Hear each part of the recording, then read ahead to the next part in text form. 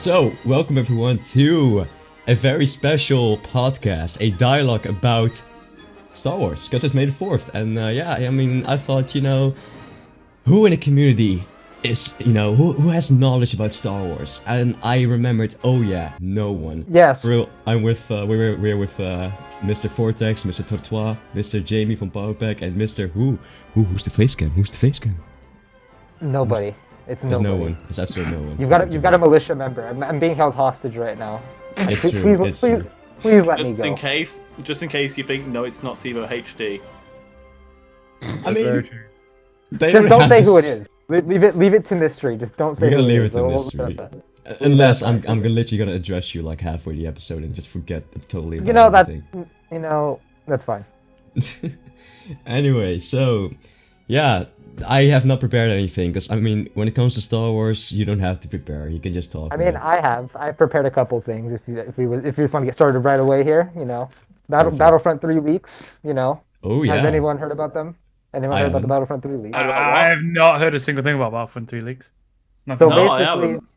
there were some leaks I that haven't. have gone out. They haven't been confirmed, but they have not been denied. And usually leaks like this tend to find a source and then get shut down pretty much like a week after.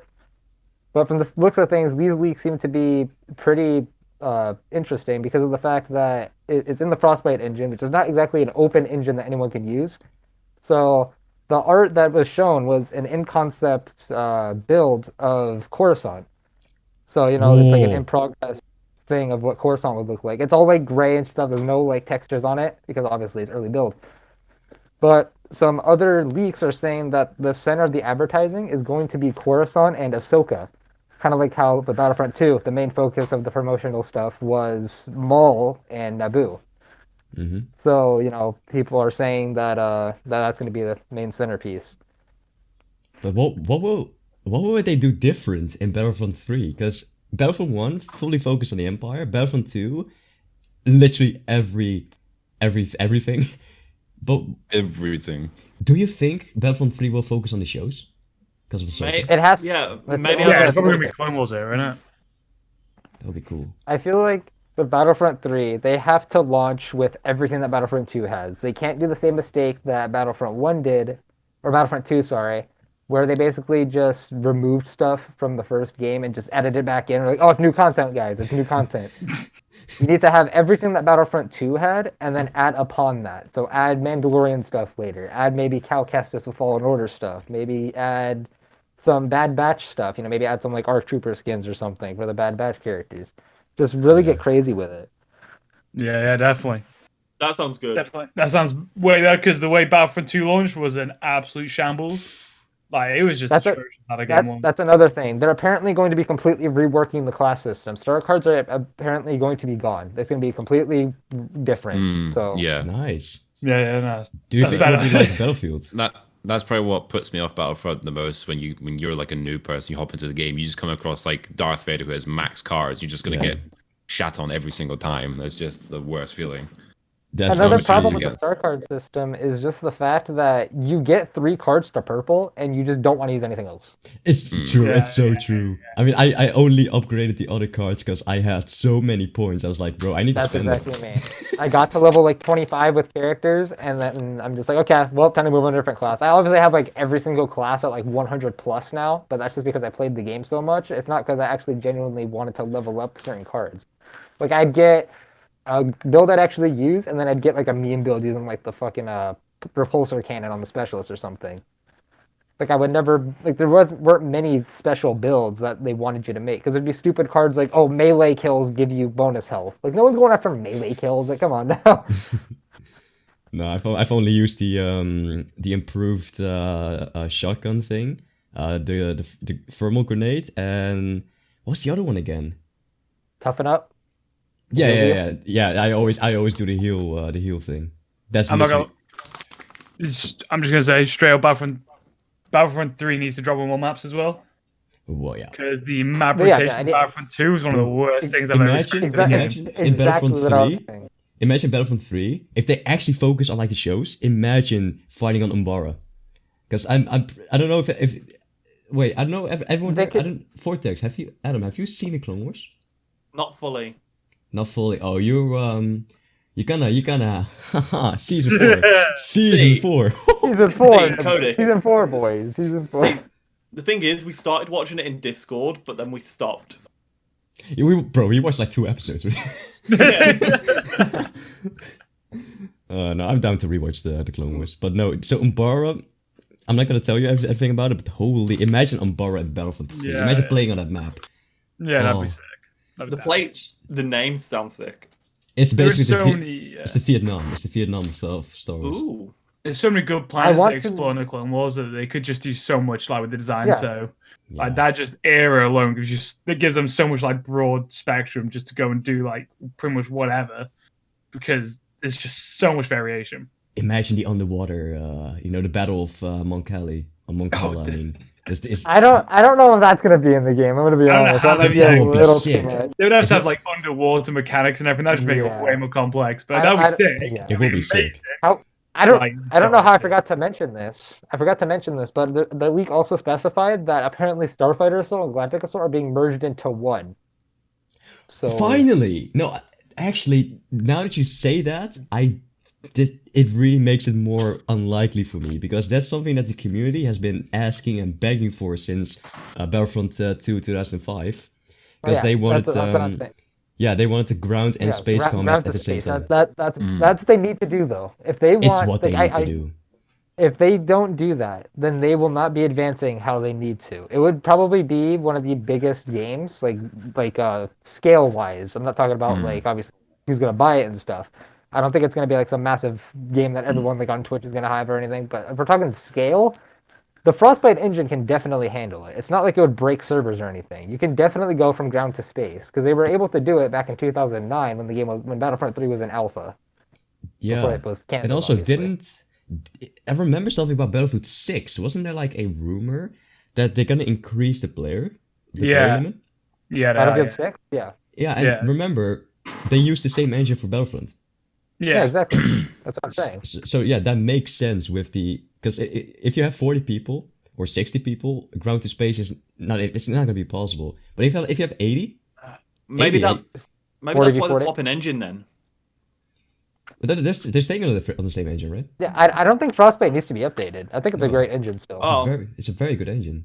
Oh, I was gonna say I thought they were swapping engine to that. No. I was gonna say I don't know the most about Battlefield obviously because I've only started playing it recently. But obviously, if they do that ground and air warfare, I'll enjoy it so much more because I love how it works on Battlefield. Yeah. They also need to make it so vehicles can be multi-seated and they're just on the map. Yeah. Kind of like how the AT yeah. I'm what gonna are lie, they called? they need to make- ATRPs, the big Yeah. tanks on Geonosis and Felucia. I forgot what they were called. But you're only allowed one person in them. But you should be able to have a gunner, a driver, and then like the back cannons. Yeah. like, Yeah. Battlefield, should be able to like, have. like Battlefield, where Yeah. you can have Yeah. passengers and But- gunners and so yeah. I get what Even you're like saying.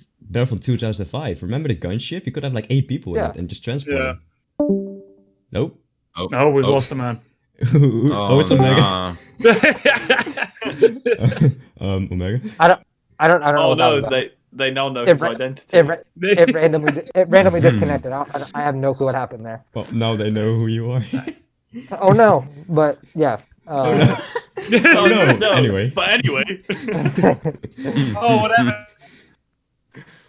Yeah, but they should have vehicles, kind of like how Battlefield does. They need to get rid of the battle point system because the fact that if you exit a vehicle, it just explodes. That's stupid. It's really Yeah, dumb. If they want to keep the battle point system, then they should make it so you can spawn as a vehicle, just get out if you don't want to be in the vehicle anymore, and someone else can get in it if they want. I'm honestly like I'm really not a big fan of the whole battle point system. No. Like, I I think get battle it point to be able to system play should be- heroes and stuff, but I feel like it should be heroes like, and yeah, I don't reinforcements. like it. That's it. Yeah, literally. I don't like it for vehicles, but I think if they want to do, which of course they really got to do vehicles in the next Battlefront. Like for me, Battlefront 2 vehicles just feel clunky and just awful. Like Yeah, they lag. yeah, shit. yeah, They It lag. just- Yeah. exactly. Pain to Like, drive them around. Yeah, when you're driving a tank in Battlefield, you feel like it's awesome. You're in a tank. Whilst when you do it in like Battlefront, you just feel like you're in this laggy thing that you can't. Especially Yeah. if the maps do Yeah, not so- fit them either. It's always like tight little streets Yeah. that you're driving down. You have to take real tight turns to get down Yeah. other corridors. well, in like Battlefield, the maps are made for vehicles. You can destroy houses and shit if you want. You can break down everything that you need to. That's another thing. Battlefront 3 needs to have Levolution, kind of like how Battlefield has. You need to be able to destroy stuff. They need an operations game mode. Imagine how sick that will be in Star Wars. And it would work with the Starfighter stuff too. Yeah, and if you move to the next sector, imagine just if your clones or stormtroopers, they just all do a battle cry and just run, and bro, that will be in Star Wars. I will literally cream my pants. It's literally. Fuck's sakes. If your team's getting shit on, then you can have like a Venator Star Destroyer come in to assist with like extra Starfighter AI, extra reinforcements to come assist. Yeah.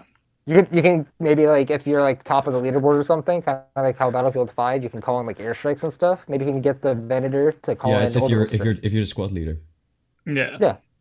And then they added squads later down in Battlefront 2's lifetime, but they're not really squads. It's kind of just you spawn in your teammate. It's only a spawn mechanic. But imagine if you're like a Battlefield, you can actually place down orders. You can actually, if you're the squad leader, you can use bombs or any other kill streaks, if you will. The thing is, Star Wars is such a huge franchise. There's so much stuff you can use. They're using a fraction of what they can possibly use. Literally, and that's what annoys me. They use such a small thing. They have this like whole world and like whole systems and everything they can do with this game, but then it's almost like they do the bare minimum in a way. Yeah. Which is what they do with like Battlefront 2, and then they try to rip everyone off. Which is why it pisses me off when the Battlefront 2 community was like, okay, we don't need any more content. It's like, what do you mean we don't need any more content? You see how big the Star Wars universe is. You could do so much. But the fact is, like, Battlefront 2 right now, the way it is probably what you should have paid for a full price game. Oh, yeah. And it needed that. It needs a flood of content still to this day. Mm-hmm. Like, don't get me wrong, the content that is good. It just needs more. So what I'd ask from Battlefront 3 is that high quality, but it needs to be there. Wait, so you're telling me Battlefront didn't have that from the beginning? No, Battlefront 2's launch was Battlefront. It was dreadful. It was dreadful. It was the worst. It was very launch. pay to win. Yeah. It was very pay to win. Oh yeah. I was gonna say I wouldn't have minded paying for that, but I don't know. Codic, I don't know if you're gonna do. I don't know if you're doing any editing for this video, but I want you to put an image of olds. Yeah, I want you to put an image on screen of the old hero roster and the new one, and just look how big the roster is now compared to launch. There were 2 prequel heroes at launch. It was Darth Maul and Yoda. That was it. There was no Anakin, no Obi-Wan, Grievous, Dooku, none of that. They were literally, I'm pretty sure the only heroes and villains were Darth Vader, Luke Skywalker, Leia, Lando, Palpatine, Yoda, Darth Maul, Rey, and Kylo. And let's be honest, Rey doesn't count because nobody wants to play Rey. Bigger rip-off than paying to go to the cinema to watch the new Star Wars movies. Yeah, I think that will be a good segue. And let's not talk too long about, unless someone wants to say something Battlefront related. Anything? Yeah, we're kind of just dogging on Battlefront, so we've done that. Who has a different subject? It has to be out of the way. We have to talk about the sequels. Let's just talk too long because everyone knows about the sequels. But I'm just curious on everyone's little small opinions. And by the way, just make sure you can like it. It doesn't matter. You know, if you like it or you don't like it, it is what it is. Fine. It is what it is. But if you like it, you're getting unfriended by Codic and kicked from this call. No. I like the sequels. I have a very weird opinion on the sequels. But but you like them, but not as Star Wars movies. Yeah, let's start at the bottom, Vortex. What do you think of the sequels? And by the way, spoilers, whatever, it doesn't matter. Talk all spoilers. Yeah, I was gonna say at this point, if you haven't watched it, you're never watching them. Too late at this point. But obviously, the way the CGI is developed over time, they are beautiful movies altogether. It's just the story arc doesn't make as much sense as it could. Obviously, they're beautiful pieces of shit. That's the best way to describe it. Is a polished shit. Yeah, so it's like, imagine you have Snapchat. They take a picture of the shit. It's like that. You do find some beautiful ones, but now you're just talking about. Why did my mind go to EDP? Not like. Why did my mind go to EDP? No, we're not talking about that on a Star Wars podcast. I know, but my mind went straight there. My mind was straight there. Alright, But yeah, that's all I have to say. Turtle. I could go into like a whole like rant about characters and how they're portrayed. I could go into a whole. I can go crazy, but I think the only character I think everyone can agree with this. The only character that anyone liked was Kylo Ren in the story. Oh no! And he became a race simp in the last I movie. hate Kylo Ren. Okay. So I mean, obviously, compared to like the past characters in like the prequels and the original series, like he's nothing. But like, his character had the most development. He had the only development. He's the only guy like that was actually given the fucking development. Yeah. The other character was just like. Finn had the same arc twice. Literally, he had the same arc twice. Finn got done so dirty. Oh, Finn got done dirty. Like I was expecting way more. The thing is, there could have been so much more potential for Finn. Yeah. Obviously, honestly. with his story of working for them to then swapping, and it could have went a whole nother way. Yeah, there's literally this thing in the community that has been repeated non-stop, but it's so true. It's literally Finn. He woke up because he had to kill innocent people, and literally 10 minutes later, he's killing innocent people. Exactly. Because it's ridiculous. The Stormtroopers are like him, like brainwashed children in the canon, and he was like, "I woke up. Okay, I need to save people from these harmful people." And then he's 10 minutes later, he's like with a freaking minigun, just killing down his brothers that he know from birth.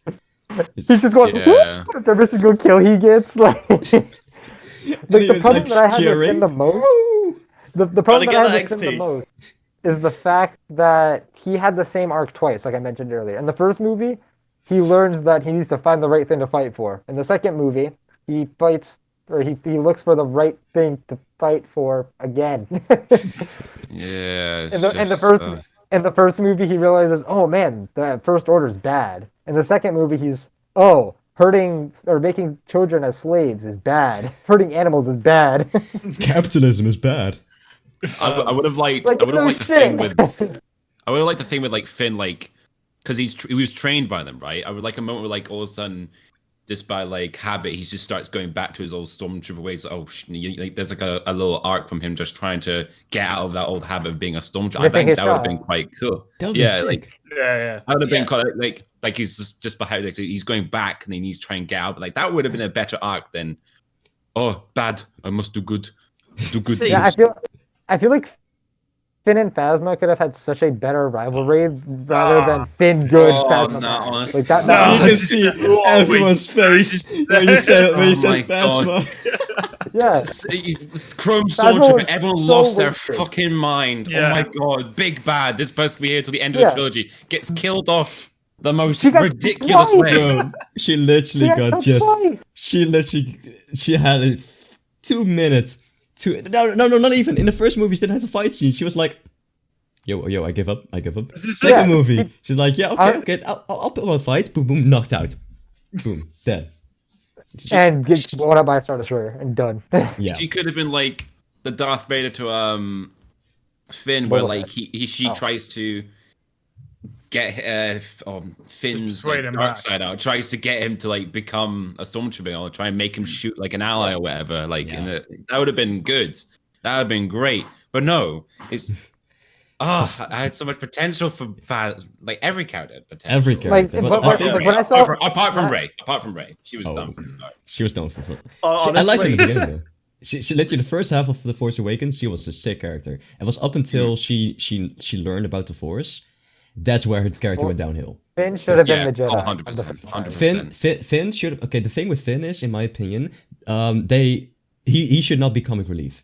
He should have been this hardened warrior, this hardened soldier who is has some very serious trust issues, and who's always like the grunt, if you will, like a smart grunt, because he's a soldier, a little stereotypical, but he's a soldier. And later on, it's the first movie, he's like overcoming his trust issues. Second movie, a little bit of sneakiness that he has the Force, and he's like now he's working in the team. You know, he still wants to do good for his soldier, his brothers. You know, his fellow stormtroopers that are still like brainwashed. And in the third movie, like the end of the halfway to the second movie, he learns that he has the Force, and then just something along those lines. It would have been perfect. Yeah. And then in Rise of Skywalker, he should have had the moment that Rey had where he pulls the lightsaber over. He literally, he should have been. Oh, it's not anymore. I don't think he should have beaten Kylo or anything, but maybe he could have made a better sacrifice in Rise of Skywalker, where he sacrifices himself by, delaying Kylo while all the rebels escape or something. Yeah. How to trigger Star Wars fans in 2 words. Rey Skywalker. Yeah. Opinions on that. God, Opinions on that. Oh my God. Honestly, I think that she is probably the best character in the franchise. I mean, if we're being completely honest here, like, name a stronger character than her. Okay, she has Force lightning that can destroy whole starships, right? Mm-hmm. So, I mean, I don't see a reason why people hate on her so much. I mean, she's all the Jedi, okay? So, she's able to wield 2 lightsabers without any training, which is just one of the most badass things that is possible in Star Wars, right? Just the fact that she was able to pick up 2 lightsabers and kill the Emperor by she must have done some sort of mind trick to make it so the Emperor made it so he just kept shooting lightning at himself, which is a really smart play. Because it was developed in the first movie that she is able to mind trick people. So, I mean, just the simple fact that she was able to do that just really, really shocked me in the theater, and it was probably one of the best moments that I've seen. Maggie, can you hear the silence? The sarcasm is strong in this one. Just from everybody else. We're all disappointed in what you just said. Yeah, we are disappointed in what you just said. I was in absolute agony. I was in absolute agony. I was crying inside. Imagine for America, he must have felt so bad when he was saying that. His soul must have been literally crushing when he spewed those lies. I have no clue what you're talking about. What? Did she brainwash you when you was in the cinema? Ooh. What? The weak-minded. He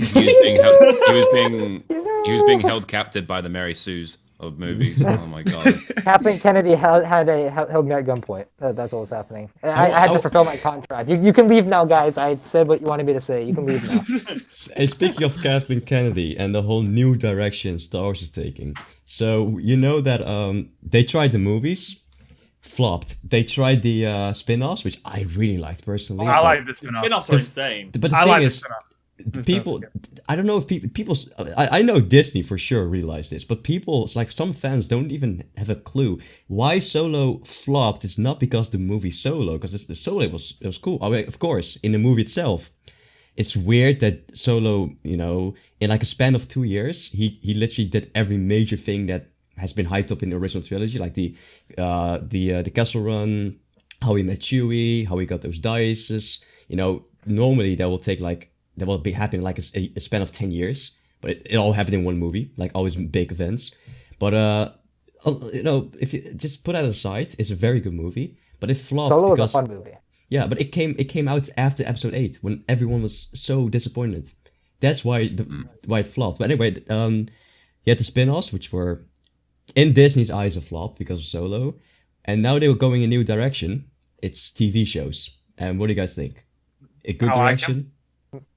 I personally think that they should stick to TV shows over movies for a while, because I think that people are talking about new trilogy coming. No, hold off on that trilogy for maybe another 10 years or something. Get the shows out, because the shows are doing more success than the whole sequel trilogy. Besides Force Awakens, obviously, which had one of the biggest openings of all time. So that's because it was Star Wars, and it was for the first time in 25 years or something. Yeah, long time. No, not 25. Yeah. Like 25, yeah. 2004 or 5 was when Revenge of the Sith came out. So 10, maybe 11 15, years. 10, 15, yeah. But still, that's a long-ass time. So that's why Force Awakens did so well. But compare it to the rest of the sequel movies, I don't think they did as well. But if you look at the TV shows, Mandalorian has probably one of the biggest, it's probably one of the biggest shows in the world right now. Yep. Everyone knows Baby Yoda. Everyone knows Mandalorian. I had no clue what else. I think I was saying, but everyone knows what Mandalorian is. Everyone knows. I wouldn't say everyone knows what Clone Wars is, but the final season of Clone Wars basically, it was really hyped. Everyone watched it who was a Star Wars fan, well, for the most part anyway. But everyone knows these characters from the TV shows, because I feel like TV shows might be a little easier to watch, especially since you can watch them at home now. Mm-hmm. Rather than movies where you have to go to a theater, pay this expensive price for popcorn and stuff. So, I feel like TV shows are the way that they should go for a long time. I think not only because of that, I think story-wise, because there's a reason the Clone Wars is my favorite Star Wars media that's created next to the novels. Because there's just so much information, so much development, because they have the time to do it. You know, it's instead of like a 2-hour movie, that's like 4 episodes. You know? Yeah. So, and in 2 hours they have to rush a beginning, middle, and end. And in a whole season, let's just say 20 episodes. Or 13 in the case of Mandalorian. Is it 13? No, something around that. 10 episodes. You have literally 10 hours. Roughly 10 hours for middle, beginning, and end. And I think it's perfect. I was gonna say, and it's like, and that's only one season. Yeah. Like once you take into account 7 or 8 or whatever they want to expand, if they want to expand it onto 20 seasons, it's doable because of how big the universe is. They've got so much potential that they have. But I mean, I'd prefer if they didn't, because that's a lot to watch, but it's possible. Yeah, I know. Actually, I wouldn't mind if they done it, because it's just, at least you will have something to watch. Yeah, I will watch it. 100%. I would watch it. But I mean, like talking about TV shows, and I love what they're doing with like The Mandalorian and with Obi-Wan coming up and stuff. But I would love to see like on screen a completely new era got into. I mean, yeah, we've got 3 base movies with Luke and the original trilogy. Then you got the pre-sequels, which then explores before that. And you got the sequels, which now explores after that. I would just love to either like really far back, like the Old Republic, New Republic eras, or like I'd just love to explore a different era on the cinematic screen. Yeah. Personally, and I really hope that comes in some form of TV show. Wasn't that like that was hinted, wasn't it? No, it's been confirmed, right? Like there's a show coming about there's a show coming in the High Republic. Yeah, Knights of the Old Republic, yeah. Oh, yeah, High Republic. Yeah. Am I just not listening to stuff like No, but the thing is, the High Republic, I don't expect you guys to even know about it, because you guys are really you guys don't really read comics and stuff, right? No. Yeah, the High Republic is this new era, which I think is wasted, because it's 400 years before the Phantom Menace, before Episode 1, or is it 200 years? One of the two. Anyway, it's not long enough. Like, we know a millennia before Episode 1, there are no Sith. So, in this new era, we know the Jedi are supposed to be, like, almighty. Nothing's wrong with them. Like, this dark side is slowly putting seeds of doubt in the public's minds about the Jedi. It's basically a pretty dull era when it comes to Sith Jedi. The only thing you can actually do there is talking about pirates, which they're doing. It's basically what they've said. The High Republic, the big enemy will be like Viking sort of enemies. And also, what's very dumb, they just started. In High Republic, this is all. They just started like calming down the Outer Rim, like actually going to the Outer Rim and taking control, which is weird, because why haven't they done this after the Sith were done? So 1,000 years before Episode 1, the Sith were destroyed. Darth Bane created the Rule of Two. So you would imagine, hey, the Republic won, the Jedi won, no Sith. Let's go straight to the outer Rim, and let's take down those criminals, because while we were fighting a war, the criminals were just roaming free there. The Outer Rim it's just a wasteland, you know?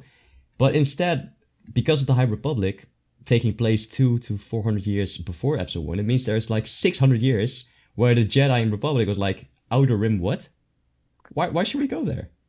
Nah. It doesn't make sense. Right. But I'm pretty sure there's a show coming out in the High Republic era. Well, yeah, just Googled it. Disney announced. I can't read now. Disney announced at its Investor Day presentation that a lead new Star Wars series called The Acolyte, mysterious thriller, coming at the end of the High Republic era. The end of the High Republic era. Yeah, but it's very close to Episode 1. Yeah, that's what that says. So I assume it being called The Acolyte, it'll be focused on the Sith. So maybe there are two different shows coming then. Because they announced like a ton like earlier in the year, didn't they? They announced so many, which I'm all for. Yeah. Why are they doing it near the end of that Republic? I don't know. That's kind. I really hope they're not trying to force in like a current generation like reference in there or something. Like I'm gonna be miffed at it. We're gonna be following Baby Palpatine. Honestly, if we just actually, like I would not mind Darth Plagueis, to be honest. oh, if we get like a Darth Plagueis and like Palpatine origin, I wouldn't mind that. Yeah, I would love to see more about that. His origin is screwed up. Darth Plagueis is one of the most interesting Sith Lords that's ever there. Oh yeah. We also don't have too much information on him Not outside of the comics. Canon-wise, we don't. Oh, outside the comics, like well, we don't. only. We don't only, have much. Only Yeah, what, for someone like me who hasn't read comics or anything, all I know about Plagueis is that he was Palpatine's master. That's all I know about him. You have not heard anything else about him at all. He manipulated the Force. He basically, this is not confirmed, but it was very heavily hinted in the old legends that Plagueis, he started creating life, which was set in Episode 3. You know, he had the power to create life. I heard that. Yeah. Basically, the Force was like, no, we need to strike back at it. This is not natural. So indirectly, Plagueis created Anakin. Anakin was basically the Force's response to Darth Plagueis manipulating with things outside of his jurisdiction, if you will. He's like playing God. He's a test tube baby. Well, not really. A test tube baby. That's how he's described. So his powers actually create test tube babies. Is basically what you're saying. Yeah. So he is not natural, not completely natural. Remember, Anakin was born without a father. Yeah. Yeah. He's Jesus. Basically, He was his own father. If you really want to, it has very, very huge similarities. Mother being virgin born, being, giving birth to a chosen one. It is very like. He's the new Jesus. We've solved the case. We can all go home. Okay, so we need to think, how does it link? Anakin. We need to get Anakin to Jesus. Is that what we're doing now? He has the long hair in episode 3, so that's pretty much. Okay, long hair. All right, let's not do it because we're gonna offend a lot of people. I've never offended anyone. Did you guys actually see the story of there was this woman who had a picture of Obi-Wan in her house? She thought Obi-Wan was Jesus. Episode 2 Obi-Wan. No, I haven't actually seen that, but I can just. Yeah, she has like a whole like shrine for like Jesus, and it's a picture of Obi-Wan there. Yeah, that would be great. Well, what do you guys reckon? On that back wall, I should have a shrine dedicated to Obi-Wan. Yes, every man should. But it has to be. It has to be episode 2 Obi-Wan. Yeah, definitely. I mean, if you look, it's just a completely plain wall. You can do a lot with that wall. Exactly. Yeah. There's a lot of My room walls to aren't exactly filled by like these two things right here. This is pretty much all I have. I have like a poster over there. I have nothing. That's all I have. I've literally. I need to do something because my walls are just fully empty, as you can see. It's like very white. It's like I'm literally. I think that would help with your lighting as well. I mean, yeah, but most of the time when I'm recording, it's always late anyway. So. Yeah, I know. It's just now that Omega Man's kind enough to sacrifice his morning for us. For us, it's only 10 a.m. It's not really early for me. If it was like 6 a.m., then we'd have a problem. I probably would have said no altogether if it was like earlier than this. You wouldn't. I will beat you up. We'll just drag you in. Yeah. He's actually in the other room, to be honest. He's actually just right over there. So yeah, he's not fine. But no. So I have a question. Which has any of you watched Star Wars Rebels? I've seen clips. I've seen clips as well. Yeah, I've never seen it watch the entire thing, but I've seen like what I would say is the important clips. Mm-hmm. Okay, I've watched up to like the second episode of the last season. Because Codic wanted me to. I've seen some of it when I was younger. Obviously, when did the first season of Rebels come out? 2014, 13, or 15. Yeah, so I'll look up in the meantime. Yeah, so I was about 11 when it came out. So I obviously, being that young, I used to watch TV a lot. So I think I've seen it, but it hasn't been recent. So my knowledge isn't. 2014. So Star Wars Rebels has this very, very bad reputation of replacing Clone Wars. The baby show. A baby show after after Disney, canceled the fan favorite show, The Clone Wars, people were salty, and it was replaced by this very kiddie first season, which I still enjoy, but it is a very childish first season. But if you go past the first season I always like to think it's an introduction season. It's basically just small stories about these characters, so you get to know them, and hopefully you feel a little bit of connection to them, which is mostly focused on like the young generation. It's basically for people growing. George Lucas and not George Lucas. Dave Filoni wanted to do the Clone Wars approach. They're focusing the children, and they want the show to grow up with them, just like Avatar and just like everything. Clone Wars did the same thing. But yeah, season 2, 3, and 4 is just way more. It has way more better story, way more. It's really good. But anyway, the stories in there, in my opinion, were so sick. Like, well, you guys haven't seen this, I can already spoil it. But the whole for the people who watched Star Wars Rebels, if I just say what is the name again? Well, you've seen it, Omega. What's the name of the that dark place? The portal stuff. I don't know. The portal. What's the name? It's the world between worlds. Holy! As a Star Wars fan, that's a must watch. But also, what it also did, it introduced Thrawn. Thrawn Mifrodo. It's a very difficult last name to pronounce. Do you guys know about Thrawn? Yeah, well, because he's linked in Ahsoka, isn't he? Well, not Ahsoka, but in Mandalorian. He is mentioned with the Ahsoka story. So yeah, the blue guy, the big blue guy. Well, I don't think he's that big, but blue guy.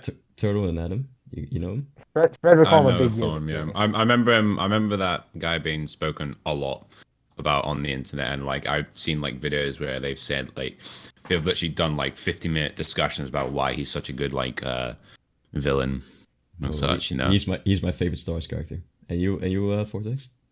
I've heard some references of him, but don't know much. So Thrawn is, for a lot of people, a very special character because he basically birthed the expanded universe. Like his writer, Timothy Zahn, did like the first major story outside the movies. It's basically after episode 6 that his story took place, and it basically birthed the whole every comic, everything after. Like it got it huge, I'm pretty sure. And of course, after Disney bought the Star Wars, it got decanonized. But he was brought back in canon for the first time in the show, and now he's coming to live action. And his novels are my all-time favorite. Holy, it's such a good character. Okay, I think I remember you talking about him before, and when you mentioned him, I had a look at who he was. He's that blue guy. Yeah. He's definitely that blue guy. The Chiss. Yeah. I was gonna say he wears the white uniform. The white uniform. Yeah. Okay. I know what he looks like, but I don't know who he is. So in we cannot say directly when, because Vortex has not seen it yet, but he has been mentioned in The Mandalorian by a very certain someone, and basically I already said. I know. I've already said. Like I know, but my hope is that he didn't pick up on that. No. See that I know him. I was gonna say I'm kind of just toning out of this conversation. Whoa. So I'm just not. I'm not paying full attention. Is that enough? Very bad. You already, Omega. Very bad. He's disrespecting the podcast. But no. It's just for this part. Don't want spoilers. I've watched season 1. They are basically teasing him to be the villain for like every show that has been announced. Yeah. Every show that takes place after episode 6, or it's like they're going to their own spin-off. Like you have the show about Boba Fett that's been announced and everything else. And basically what they want to do, like a big Marvel crossover or DC crossover. I prefer DC. They want to do this like big crossover where they're gonna all be in one show to defeat Thrawn. And I have a huge problem with that because Thrawn, of course, like as Toto mentioned, he's a villain, but he's not a villain. He's a good guy. Something else I realized is he's just a person. Like he's not some huge. Like I think that he can be a huge threat, but it's the military that he has that's a threat, not him. Yeah, but it is the military. But that's the thing. As a military leader, his tactics are incredible. Yeah, he's strategic. He's strategically insane. I was gonna say it's like Caesar. Without Caesar, the Romans wouldn't have been as strong, really. Yeah. You need that good leader, so it's dangerous. But the thing, why Thrawn? So you guys will never read the comics. So let me just give a quick, or the novels, a quick backstory. Thrawn is from the unknown regions, which has been explored a lot. It's been explored a lot in the movies as well as Battlefront 2. And the unknown regions are basically unknown. The planets outside of the Star Wars universe that we know. And Thrawn and his people were like under attack by the Grisks, which are basically this huge threat that even Palpatine was pretty much afraid of. And basically, Thrawn only joined the Empire to get the Empire at their side. You know, he wanted to be allies with the Empire, and he also tried to strengthen the Empire as much as possible, so that once those people attack his planet, he can count on the support of the biggest empire in the galaxy, and then his people will be safe. But in order to do that, he actually needs to pledge allegiance to Palpatine. And he needs to, on his own, make sure, okay, this empire is pretty corrupt, and he has no clue about politics. You want to know his weakness? It's politics, and that's where. Hey, it's me. That's where Yularen actually. You guys know Yularen from the Clone Wars, right? Mm. He's the admiral from Anakin. You know, the guy who speaks like this, somewhat like. Yeah, the guy that also does the intro voice. Yeah. He's actually a huge ally for Thrawn, because he's like a political genius and everything. But no, so Thrawn is a good guy for his people, and also in battle he shows mercy when he has to. But if he has to prove an example, he's not afraid to do it because he's a military leader. But he's not like this sadistic guy who like basically like the rest of the Empire. So I don't understand, since the Empire is fully gone, because his people did not want the Republic to be their allies, because he actually met Anakin Skywalker before. He knew Darth Vader's Anakin. He literally said it in his face in the novel. He's like, he's literally like, I know you're Anakin. He's like, Anakin is long dead. No, you're lying. But because he met Anakin Skywalker, and he like, bitch, turn off your Evo persona. I know who you are. It sounds like a man with big balls to question Darth Vader. Oh, he could get away with it because Palpatine needed his knowledge and everything. So he's protected by Palpatine. He's like, he just shit talks him after everything, knowing that he can't touch him. But no, Thrawn did not want the Republic as the allies because they were weak. So the Empire after Episode 6 is weak, right? So why would he still be in? Why is he a threat in the upcoming seasons? He has nothing to do with the Empire anymore, and even in the because they're out of. Because they're running out of villains, Codic. They have to come up with other villains. But no, the thing is, remember who... Okay, maybe Kathleen Kennedy is trying to pull the strings, but I think Dave Filoni and Jon Favreau and everyone who actually knows about the character and actually knows about Star Wars, I think they're in charge of the shows. That's what I hope. Because that's what we've seen with the Mandalorian. If you remember, with Mandalorian, they pretty much told Kathleen Kennedy to fuck off and kicked her off the set. No, that's not true, by the way. That was proved wrong. She was on the set. Oh, okay. But she was basically she took a step back and like, handle your stuff. I'll just handle the business. It's crazy. When she doesn't have her hand in any of the stuff. When she doesn't have her hand in the stuff, it's good. It's crazy how that works. It's almost like she has no clue what she's talking about. She is a very successful producer because she worked on Indiana Jones and everything. But she follows the money. She doesn't follow the actual story. But that's the problem. I hate when people say that, because if you actually cared about your audience, you'd get money. Yeah, but they're too much of a boomer to know that, man. That's what I mean. Like, I that's why I hate that argument of, they're following the money. Well, you'd get more money if you actually cared about your stuff. Let me rephrase it, and let's say they're looking for a quick buck instead of long-term money. Yeah, there you go. Like, it's the same thing with like EA and Battlefront. Like, they're just going after the money. Okay, I'm pretty sure people would buy your microtransactions if they weren't so obnoxious. Like, look at Apex, for example. I'm not the Star Wars podcast, but if you look at Apex, their cosmetics, same with Siege as well, their cosmetics are not that expensive, although they do have some expensive shit that is a bit much. But their cosmetics are not nearly as expensive, and they still make as much money as, say, like an EA game would. Yeah. Or like an EA Sports game, you know. That's true, but EA are just greedy anyway, so. Yeah, anyway, probably back to fair. Star Wars. We're not getting into gaming. No, we're not. going to EA. I just wanted to mention that. EA, that one greediest. I- We could go in for like an hour on EA. Let's do it. Exactly. But I am curious though, who's everyone's like favorite character in Star Wars? Villain or hero? Or you can say both, it doesn't matter. Let's start with Turtle, because I'm curious. I mean, like, my first experience of Star Wars, and I think Codic does know this, was a game called Star Wars: The Force Unleashed, and the main character, the main character of that game, that guy, fucking hell, so cool. Loved his character. He also voiced Darth Maul.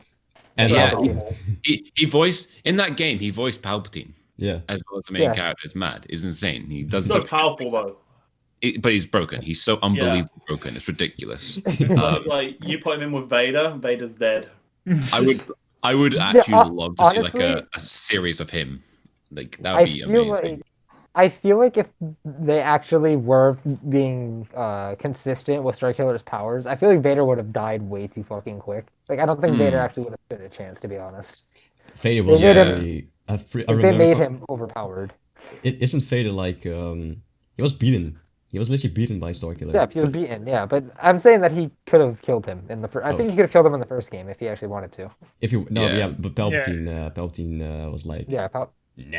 But even then, I don't think Palpatine's even stronger than Starkiller. No, because Palpatine saw him as a threat. If I remember, he's like, bro, he's literally on my level. Yeah, he's like he was like what Anakin was. Palpatine was saying, Starkiller's OP, we need to get the patch notes out right now. Throw it back in. This man just brought down a whole damn Star Destroyer. We need to nerf this man. I think it's just Starkiller didn't know Palpatine's full power. That's probably why he obeyed him. No, he overestimated Palpatine. Oh, that's probably. I thought you were talking about during the fight. I thought that's what you meant. Oh no, I think like that's why he didn't disobey him. Yeah. See that? Obviously, we see Palpatine as this big threat. He is a powerful character. To be able to take on Yoda as well, he is a powerful character. But he got overestimated for his power. Yeah, but Palpatine is the most powerful Sith to ever live. And it's literally Yoda and Palpatine are basically the same. If you take into account Palpatine's strong point is in the Force, where Yoda's strong point is in lightsaber. I'm talking about combat here. Yeah. In combat, that's why in episode 3, he saw that Yoda tried so hard to go into a lightsaber fight, and Palpatine was running away and tried to create distance so he could, because he has the advantage in Force, and Yoda has the advantage in lightsaber. When it comes to each other, like Yoda is a very powerful imagining when you're saying that, I'm just imagining Battlefront 2 Palpatine is like scurrying away, like running away like this. The thing is, it's true though. It's true. That's kind of. He's just running away while Yoda's like front flipping towards him. He's just running. What is that noise? He takes his lightsaber, just throws it away, and starts running away. Oh shit! My camera over. Hold on. Yeah. Hold on. Let me fix this. Jamie, I did what's a your... terrible impression of Yoda's death noise in the Lego games. What's your favorite? I'm just gonna be a basic bitch, really. I think like Darth Maul is just generally. That's not even basic. That's not. Basic. But his like story in the Clone Wars for me is just absolutely phenomenal. My first Star Wars movie I watched was number 1, which sounds like weird Star Wars, but it's just the one that I watched. And I can remember where I watched it, and I can tell you where I watched it. But I just remember when Darth Maul was first time, I was like, "Holy shit!" And then just when you watch the Clone Wars, and you're like, "Oh, it just gets even better." Like his story and just his whole drive and his whole attitude and just what he's been through and what he goes through and how he becomes his arcs are just incredible. Really? Absolutely incredible. Yeah, I completely agree. When I see him in like the Phantom Menace, I thought he was very plain. I thought he was quite a plain villain, but then when you come across like the Clone Wars, there's so much.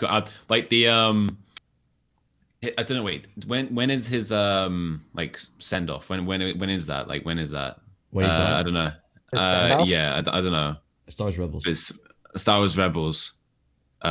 Spoilers. It's fine.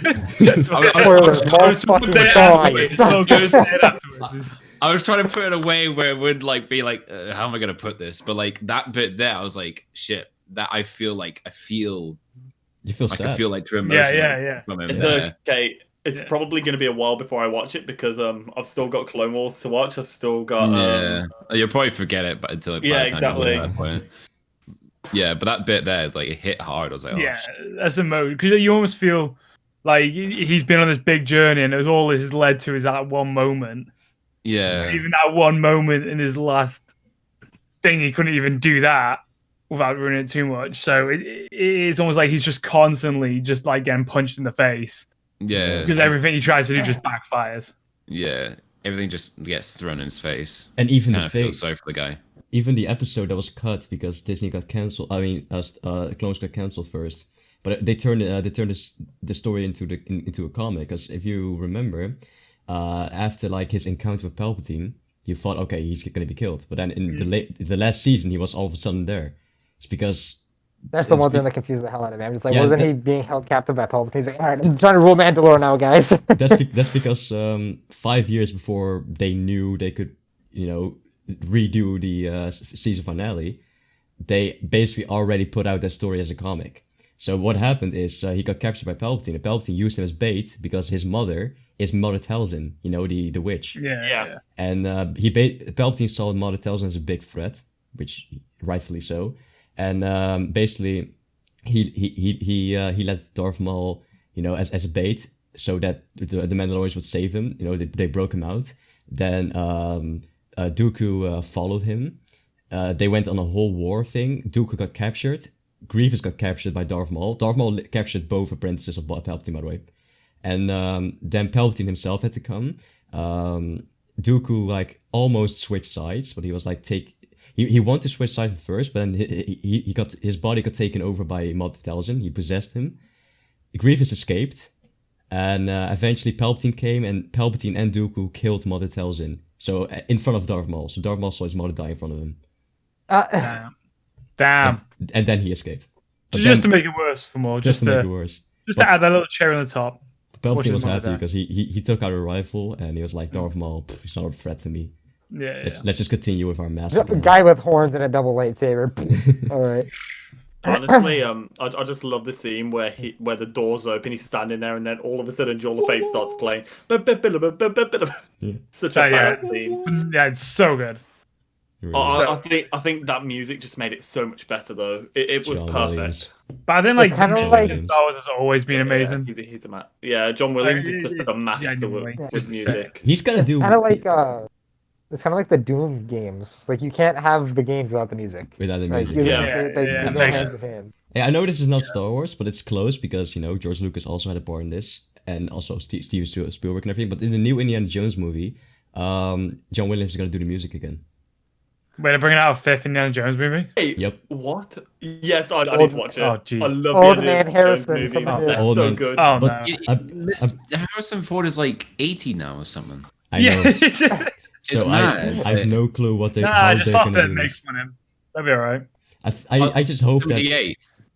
I just hope that I don't know. I don't want Indiana Jones to have a protege, cool. Even though he had. We'll get Sam Witwicky back. Yeah, Sam Witwicky from Transformers. Yeah, he'll come back. We'll be saved. He'll be the next Indiana Jones. Shia LaBeouf. This is not Indiana Jones. Yeah, we're going off now already. All right, Vortex. Did you say your favorite? Not yet. I love Jar Jar Binks. He's my favorite character. I'm gonna head out now. Thank you. Leave now. Is that it? No. Hey, Jar Jar's a G. I don't know what you mean. He's such a funny character. Like what I love in films. Wait, you're not kidding? Oh shit. No. I'm genuinely being serious.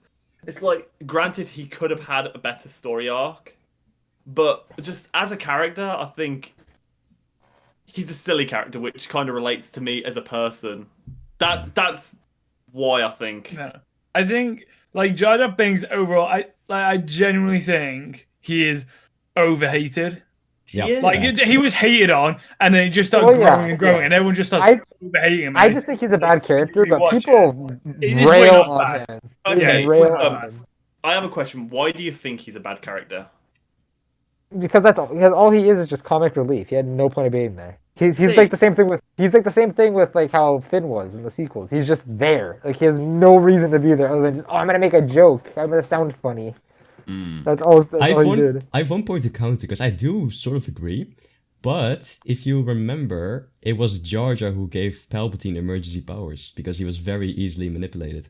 See, he actually has a key part in the story. Well, yeah. Episode what was that? 2 or 3? Which one was that? That was pretty sure that was 2.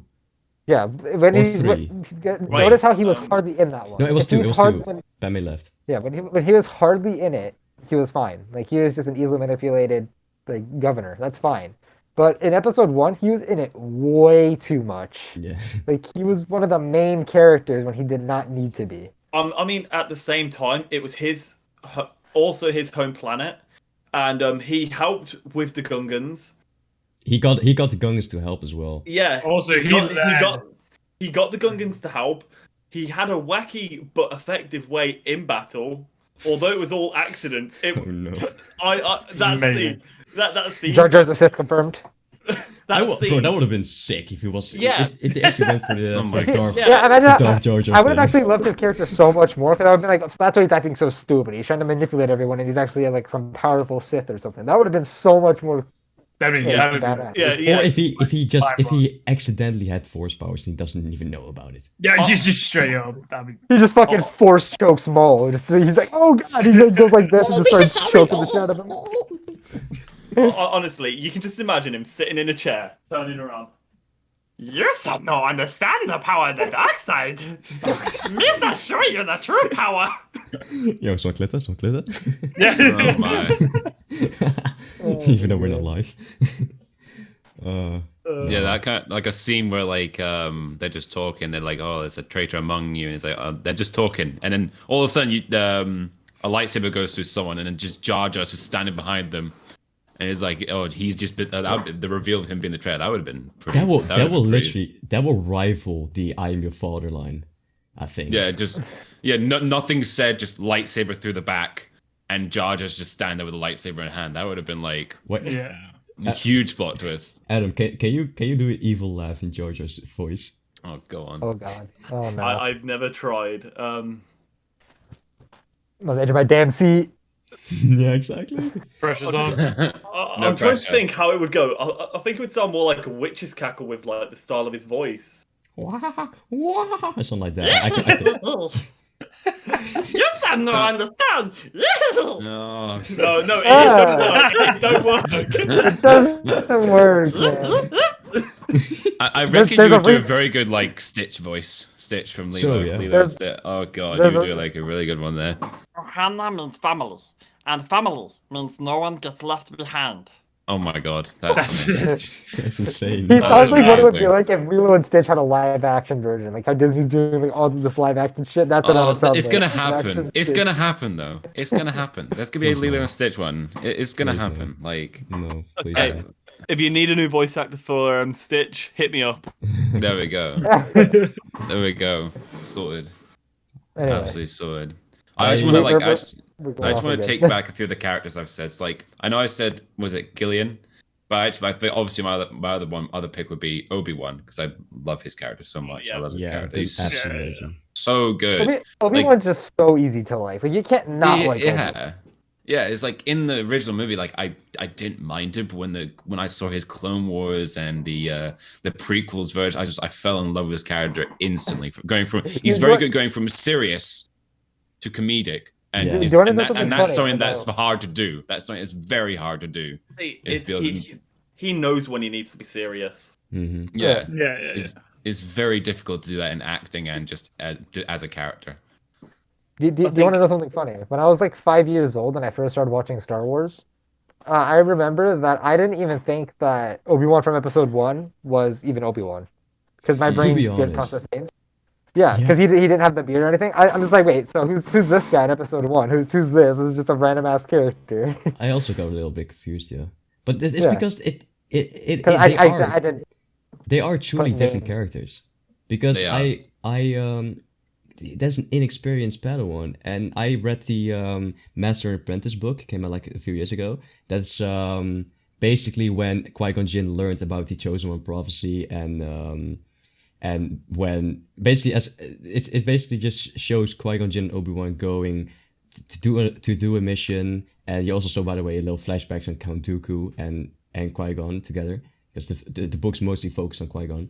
But I really like Apprentice Obi-Wan. He's very different because he was very unsure. He was like, man, I have this feeling that my master doesn't even want me, and that also just makes it so much more sad in the prequels, because Anakin felt the same. But the weakness of Obi-Wan is he doesn't really talk with his apprentice, because they only got like a good bond during the Clone Wars when Anakin was not a Padawan anymore, and Anakin did not feel comfortable enough to talk about his Padme relationship with Obi-Wan.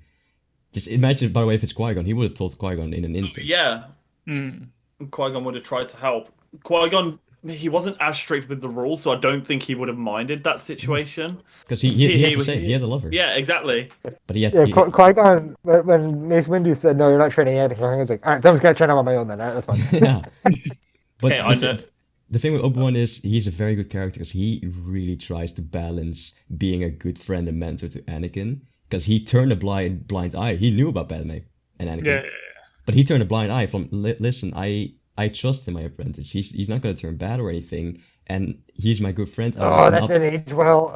He's like, what he literally said, for Anakin, loyalty is everything to Anakin, and if he would betray that loyalty, he knew that it will be so much worse.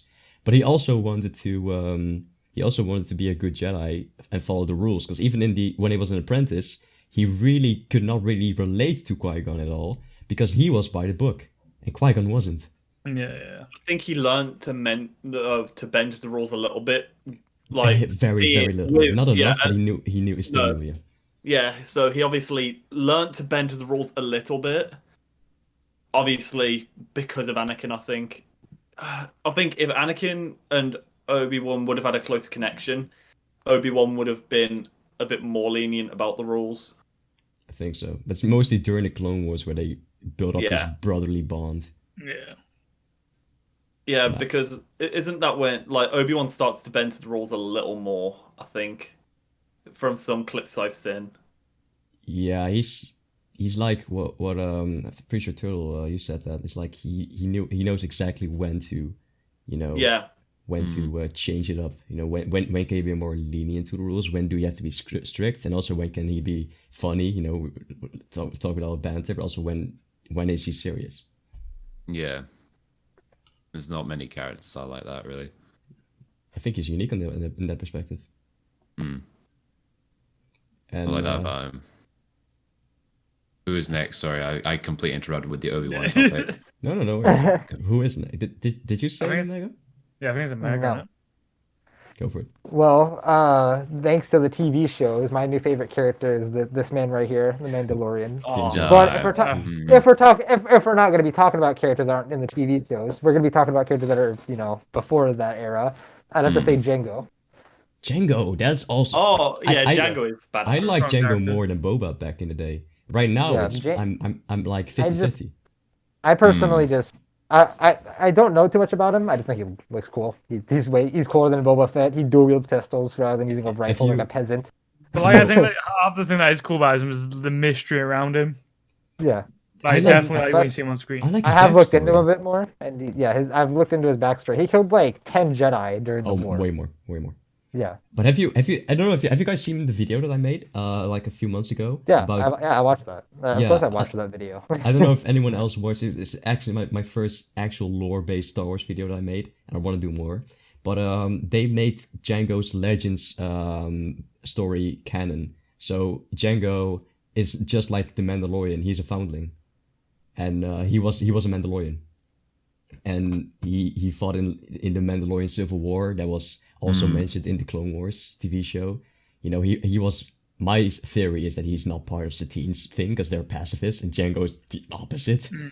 But no, that Django's backstory is so sick, and I've never played the Jango Fett video game because basically the Jango Fett video game is the is how Dooku was looking for a clone template, and basically he also wanted to kill like an old apprentice of his, of an old Jedi friend. So he did like 2 birds in one stone. He's like, every bounty hunter here, whoever kills the Jedi gets paid a handsome reward. But the secret reward was, we're gonna use you as a clone template.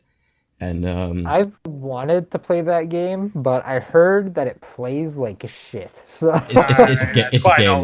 it's an old game from 2002 or yeah, something. I heard that like the controls are really terrible. Like I've been wanting to play it because Jango Fett's my favorite character, obviously. So I wanted to learn more about him. But I want to have fun playing the game too, and if I'm not gonna have fun, I don't want to play it. I've heard a lot of people say that if you just get used to the controls, it's so much fun. So that's what I'm a little bit optimistic on that area because I also want to play it. But I've also heard that the map design is like really confusing. I've heard people that say like they get lost in certain levels for like hours. Like I've watched a video of people that like they do so many jump cuts and they say like, oh man, I've been stuck on this part for like literally 30 minutes, just running around in circles. Yeah, I don't know. I don't have an opinion on that because I've not played it yet. I don't think there's like any waypoints or mini map. You just have to find your way around. Which I hate when games do that. It's quite an old game though, isn't it? So yeah. like it's quite combat to have mini maps. My as you know, my favorite character is Thrawn, but I'm pretty boring when it comes to my favorite character because my favorite character is Anakin Skywalker. That's a shout though, isn't it? Like you can't go wrong with that. It's so. I was gonna say, you can't dislike someone for having him as your favorite character. He's the massive part. But he is the main character, so I don't really think that counts. So my favorite is Thrawn, Anakin, and there's just so many good characters out there, So I don't really know. Yeah, if we're talking about movie Anakin, then no. But TV show Anakin, yeah. I'm talking about everything Anakin. Yeah, I'd say what they do so well with Anakin though is the fact of spoilers. He becomes Darth Vader. Spoilers. And they okay, all right. Like make you love him in the Clone Wars. Like half my problem with him in the watching him transfer, and he's just so good, like so well done. Yeah, my problem with him in the movies is just he's too whiny. He's way too whiny. Yeah. I don't agree in episode 3. In episode 2, yes. Episode 3, not so much. But yeah, 2 and 1, in episode 2, it's way too whiny. George Lucas wanted him to be whiny, and it makes sense in my opinion. He's a cocky guy. He literally got the title of Chosen One on him when he was a child, and he excelled in his training. The Jedi Order did not let him progress any further because they didn't want to give him special treatment. They basically wanted him to be. They wanted to teach him how to because basically, okay, let's say from the beginning because it makes more sense that way. They all get like an assignment, yeah, like let's say a force assignment or a fighting position, something like that. They need to train their fighting, for example. Well, the normal students take like it takes like a year to master it, and Anakin Skywalker he gets it done in a month. In a month he fully mastered it. So the next 9 months he's bored. He's like, bro, I already know this. Let me continue. But they refuse. They basically want him to humble himself, and they wanted Anakin to, not think of himself as better than everyone else. Not think of himself and actually train his fellow peers, train them how to do it. But he got bored. I would have been fine if they said that in the movies, but that was never mentioned. Without the background, then just pure movie based. This is still a guy who is crowned the Chosen One, who is very powerful, which was mentioned in episode 2. He even says to Obi-Wan in the chase scene or something. He's like, I thought I already had the power of Yoda, something like that, something along those lines. So he already knows he's powerful, and he is also a very, let me just say it, horny teenager, because he is in the beginning. Remember in the elevator, he was like, I'm normal. I'm not really whiny. I'm normal. Then he saw Padme the whole movie, and he's trying to prove himself. He's like, I'm a rebel. You're not gonna tell me what to do. I can stand up for myself. You see this, Padme? I'm a man. And yeah, that's. I'm a man, and you're like 10 years old. It also makes him very cringy, though. It makes him so cringe. I don't disagree with that. I do not disagree with that. But the thing is, I think most people don't like it because they can see themselves in that. Like, oh man, it wouldn't have been as creepy if they didn't have like a mother-son relationship in the first movie. Yeah, but that's It all. would not I have think it's been more a nearly big as sister, creepy. little Yeah. brother thing. Yeah. And also, what was the age difference? 6 years? But still, that's Yes? weird. Big sister or big sister, little brother. That's It still, it I think is- that's weirder. It is weird, but I mean, oh yeah, wait, she was 14 when she was crowned queen. So 14 and Anakin He was was like 9. 5. That's So 5. it's like 5 years. That's not like that big of a gap to think 5 older, but years. yeah, you're like, I remember not Anakin related was 17 in episode 2. Mm. I mean, I know a lot of people my age who are 17 who have a relationship with people who are 26. 27 even. Not 27 now. That's weird. That's weird. No, I'm Maybe not okay with that. maybe it's a Dutch thing. Maybe it's a Dutch thing, who knows? That's weird, dog. That's. I think it's fine if you like over 20, I don't know. but For me personally, if I can get my personal thing, for me it's 1 year above or below. yeah, I was gonna say. Oh, I think even 2's not that bad. 2, it depends. But no, I don't know. I'd say 3. I'd say 3 maximum. That's what I'd say. I was gonna Yeah. say it's like my aunt and her husband. It's a 10-year age gap, and I'm like, he's 50. He's 50. Yeah, but it also depends when they met. Yeah, I know. So if for example, if she was 20 and he was 30, I mean, it's not for me, but I mean, fair enough, right? I was gonna say I don't know when they met, but Yeah, no, but anyway, that's for me. It's I don't mind the Padme Anakin relationship, and I think that's honestly the best relationship next to Han Solo and Leia in the whole Star Wars franchise. What do you mean, Kylo and Rey, dude? Come on, man. What do you mean? I Well, love oh, connection. okay. Now I see that. I see that as more of a brother-sister relationship. It's like constantly bickering, but also they get on aren't so they- well. It's a Aren't they brother-sister. cousins? Aren't they They're- cousins technically? They're That's cousins, why. right? Yeah, that's why it is so stupid that actually happened in No. Rise of Skywalker. No, they're not Because cousins. they're family, dude. They're not cousins. How are they family? No, because Rey is the daughter of Palpatine. Palpatine is not. I mean, he's indirectly. He is like a family friend, if you will, but he's not a family friend. I say that in huge connotations, but he's very the Palpatine, you know, with the whole manipulating Anakin Skywalker and Luke Skywalker later on. He has like a huge input in their lives, but he's not family. Yeah, but Still. even Still, so, though. Unless you think that It was Darth Plagueis so is Anakin's forced. dad. Because if No, you we're think not Darth get- Plagueis is Anakin's dad, Darth Plagueis is, you know, the master of Palpatine. So that means Palpatine is like Anakin's uncle. And then you can go all the way to a rabbit hole. My brain hurts, dude. My fucking brain hurts. Oh my days, that's way too complicated. no, but I would say even so, that's like still not directly related to Plagueis or anything. So it's not a direct relationship to anyone. So I wouldn't say they are related, but they just show more of a brother-sister relationship. It was so forced.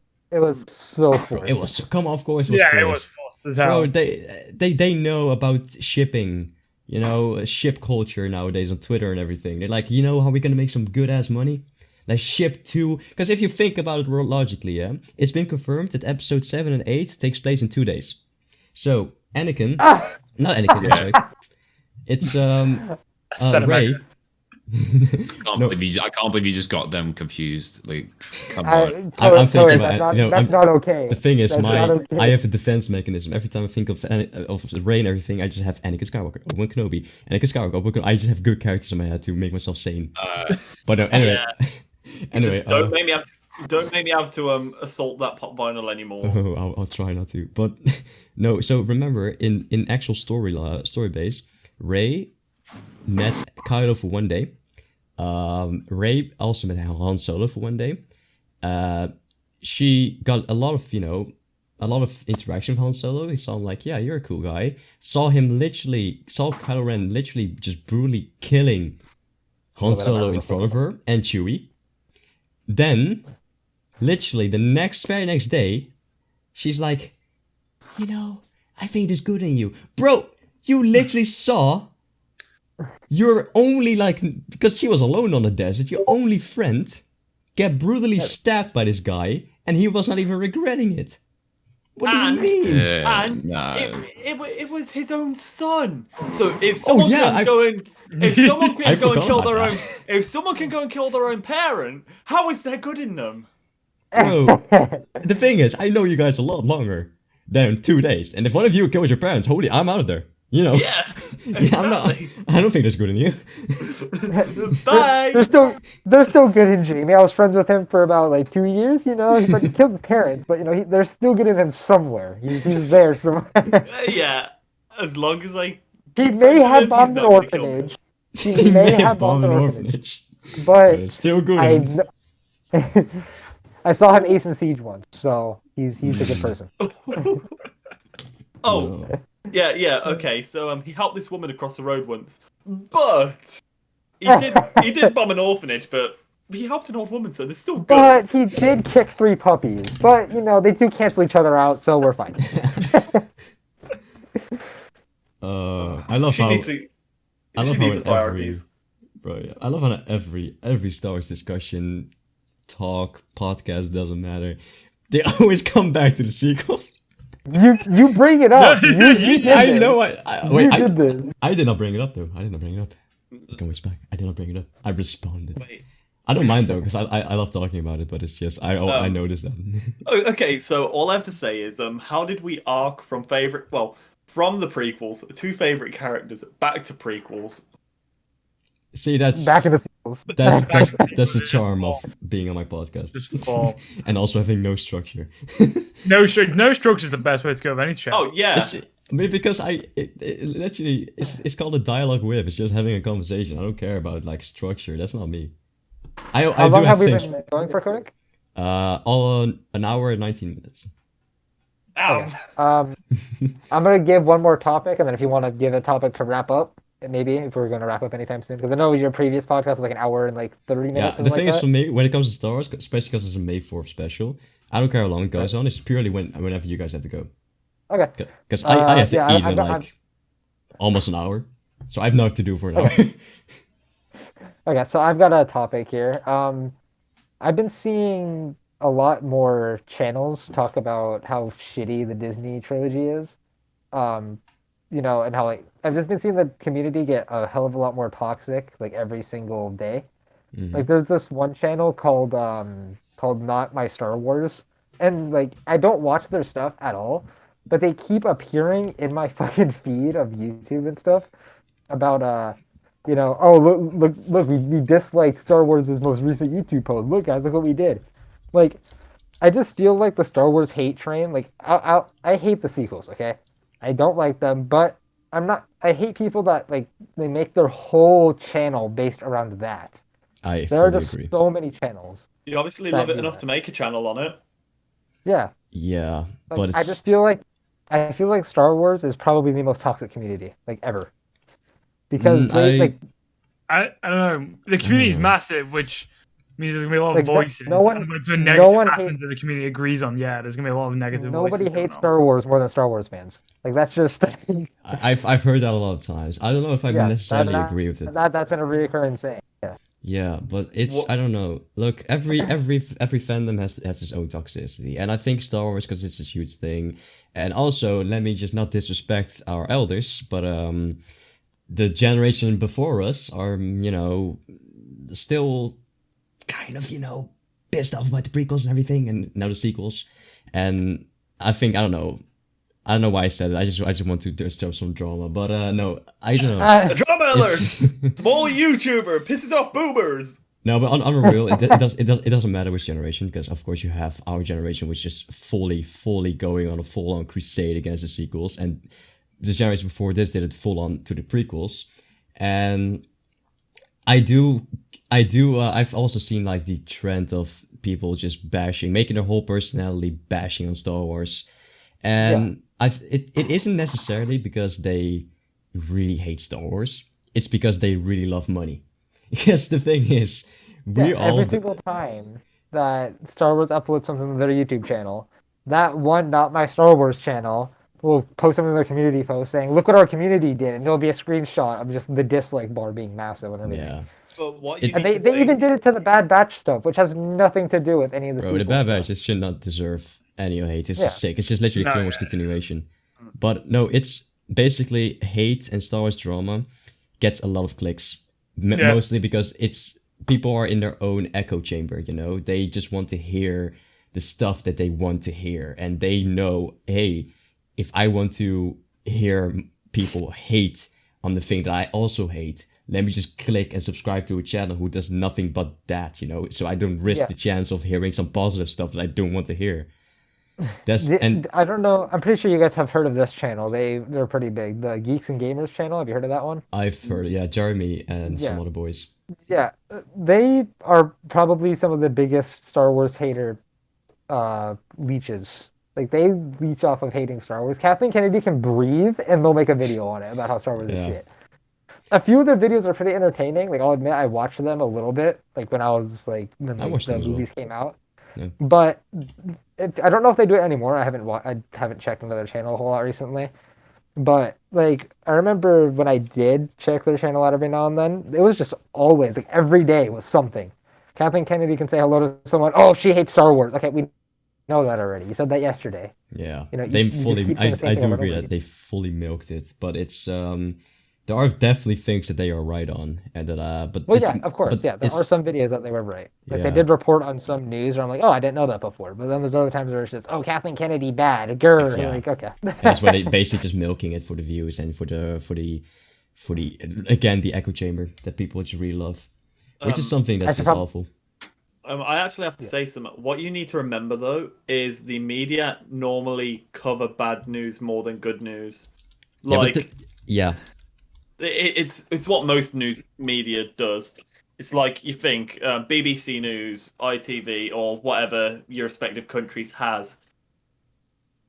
They get bigger reactions from like any story that's bad news rather than good. Which is why I don't ever watch the news, because it's just depressing. Exactly. It's like it's with most things. Everything bad gets covered. Good stuff, you've got to search for it. Yeah, I think that's why we see bad a lot news sells it, doesn't it? Yeah, it does exactly. Really good. Like, for example, if maybe that's not there for Power Pack. If you guys really want to boost, just say, you know, I don't know what you want. I don't know. What's something controversial? You guys should really. Codic subs as a YouTube and now subscribe to me. I'm joking, John. Don't cancel me. Don't cancel me. But no, I think honestly, it's true. But again, it's YouTube. YouTube shouldn't be this. But again, YouTube, news, TV, even though the creators are different, the audience is the same. And the audience really like just bad stuff being told. It's just the general population. It is. Because I'm not gonna lie, I had some huge trouble listening to YouTube videos that are very positive on the sequels. But I had to power through because I need to know the other side. And basically, I'm not gonna lie, a lot of points, they actually convinced me on the sequels and why it's a good movie. And I'm just kidding. But your hate for something can be so much stronger. It by far outweighs positives. It's like one person could do one bad thing, and you could forget about the 50 good things they've done. Yeah.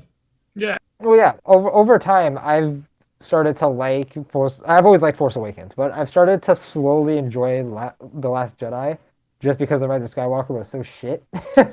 I'm not in that position. I can never like it. The second act and the third act was that the roast shit, obviously. Like, right from the point where Rey and Kylo are on the Star Destroyer. After that point, it starts to be a decent movie. Like, the third act, like when it's on Crate, that battle was cool. Like, that was a cool battle. Even though Rey and the Falcon was kind of stupid, that was kind of a stupid scene where she's just a fucking perfect marksman with the gunner. That was stupid. But the music and the effects, the battle just looked cool, which is it had nothing to do with the story. Like, you could watch that scene alone and just enjoy it. You can know something about the story. You can't say the same about Rise of Skywalker. Their action scenes were kind of dead. Yeah, it's just like the big like stuff. You mean to tell me that the 1 million Star Destroyers you have in the air, one Star Destroyer gets destroyed, all of them are dead, gone. Like, that's worse than like the flaws in the Death Star. Like, your whole fleet can be destroyed by one. What it'd be controlled by controllers? What? Like, yeah, how does that work? It's stupid. It's absolutely stupid. And then there's some people that defend it by saying, well, how else are you going to destroy it, huh? Just don't make that. You can just not have a fleet of 1 million Star Destroyers. Problem solved. Come up with something else. I have something, by the way, that I think it's very, very curious, considering everyone here has like different levels of Star Wars exposure.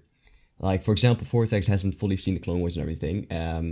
I don't know about Jamie and Turtle. I know you guys watched the Clone Wars and a little bit of Rebels, but I don't know anything outside of that. Anyway, I think it's very curious to hear if the sequels did not exist. Just, it did not exist. You can use the characters though. You can still use the characters, but if the sequels did not exist, what would your vision of the sequels be after episode 6? Oh shit! I'm not gonna go first because I could go on for hours. Who's going? Just try and give a little summary. I'll get some time to think about it.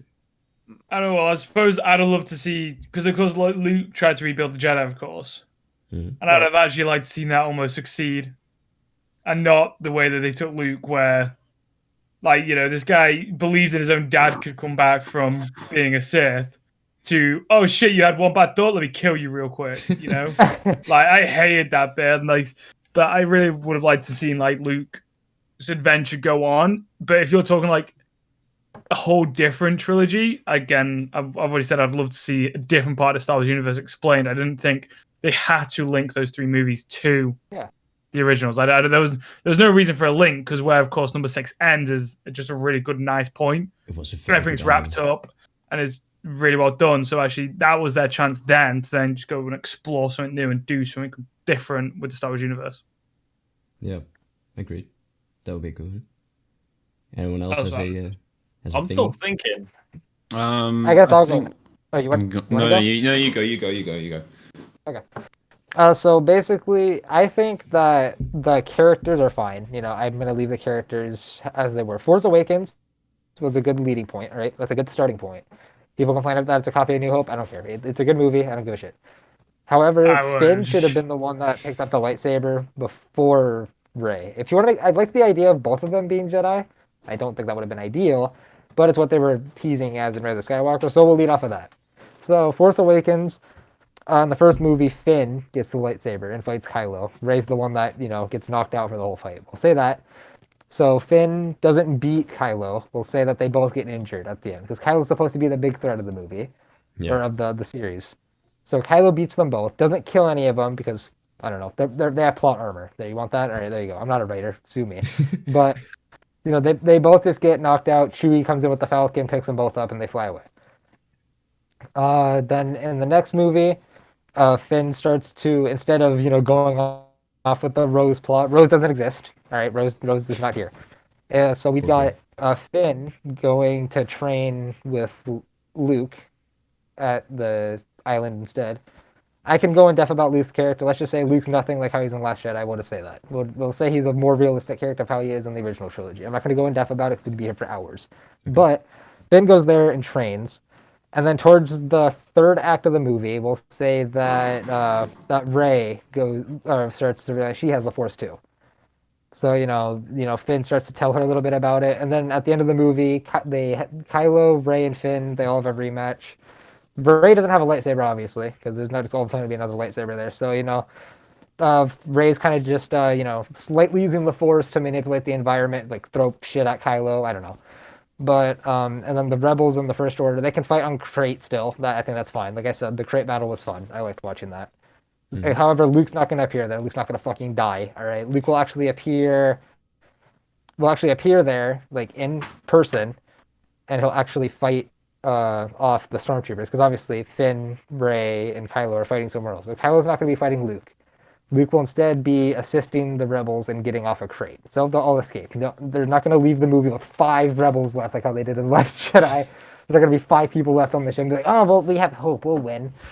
So they escape. Kylo actually loses. He'd have the same wound that he got in Force Awakens where he got the scar on his face. So all the training, that's his arc. And then in the third movie, that's when Rey will finally, get her orange lightsaber, whatever, who really cares? It can't be much worse. And then, then in the final movie, they really defeat Kylo, and then, I haven't mentioned Snoke, because like I said, we'd be here for hours, but Snoke is in all this. Mm-hmm. Then they eventually defeat Snoke and Kylo. Snoke dies, Kylo doesn't. He gets imprisoned or whatever because Jedi don't kill, but whatever. And and then the rebels beat whatever huge threat that the Empire came up with, because I'm not coming up with that right now. Let's just say it's not a million Star Destroyers, we'll say that. But we'll say that the First Order was hiding on a planet or something because they did not have a whole lot of leverage left. Yeah. And Interesting. No, I think that's pretty good. Yeah. Like, yeah, I know it's very open, broad what you just said, but yeah, I think the direction would have been way better than what they did do with it. It would have been better if episode 7 would have been the starting point. Then I think literally your version would have been just the best way to go about it. Disney, hire this man. no, don't get him back at that now. now. Send him. We'll put him in a box. Basically, long story short, just Finn would be the main Jedi. Basically, what I'm saying. Yeah. For people that complain that Rey isn't going to be a Jedi, she can be the Padawan. There you go. That's it. Someone finally said it. Because even in the promotional stuff, Finn was holding the lightsaber, not Rey. Everything for The Force Awakens, Finn was holding the lightsaber and everything. And then all of a sudden, it's supposed to be this big twist that Rey is the Force sensitive one. Yeah. I'd love to see them both be Force sensitive. I think, like you said, you already touched on that, but I think them both progressing would have been perfectly fine. So exactly. Yeah. Right. Like I said, I'm not a writer, so there's obviously a shit ton of stuff that I didn't go in depth about. We got the picture. We got just the picture. the basic idea. Than my idea. It is creative, yeah. All right, Total. You wanted to go in? I think one thing that I'm thinking about, like when it comes to the sequels, I wish that they didn't do was kill off the kids in the Jedi Academy again. They did it again, and I'm just like, why? I hate the fact there's like no Jedis. Yeah, there's only like the one, and it's Rey. Like she's the one, and it's just so like. And I think they should have explored that a bit more. Like, so like I was thinking, like have like Luke Skywalker be like a Master Oogway type of person, where like it's a couple of years down the line, he's quite old, but he's wise, and he actually like he's taught a lot of people, and like there's more Jedis now. And I was thinking like obviously Kylo would be in it, or someone similar to Kylo, and like have a the remnants of the Empire, like someone from there like manipulate Kylo into being part of the dark side, because he'd be manipulated and like, oh no, they're just using you for your power, you know, you shouldn't be over there onto the Jedi side, they're just going to use you eventually and they'll throw you away or something. And then he would like try to kill Luke or something like that. I mean, I just want, and then someone else from like the Jedi Academy would then who's a bit more special, not like maybe that would be Finn. That could be Finn, and then he could try and go and avenge Luke Skywalker, because then Luke Skywalker might have been a father figure to him because he would have been abandoned or something like that. And then there could be like a whole story of him trying to get through Kylo and then get to the manipulators of Kylo or something like that. It would have been a lot more better, like a detective approach. Yeah, it's just like just try to get through Kylo and then try to get through the people who manipulated Kylo, because then like, oh, well, if they manipulate more Jedis over to the dark side, it's just like, I don't know, that's why I just would like a bit more of a Jedi Academy-esque kind of feel with Luke not being ridiculous, saying, oh, he's going to be bad, let's kill him. Like in the sequel, that was so dumb, because he was so wise. And in the original movies, he was so wise. He was like, I will not be bad. That is not good.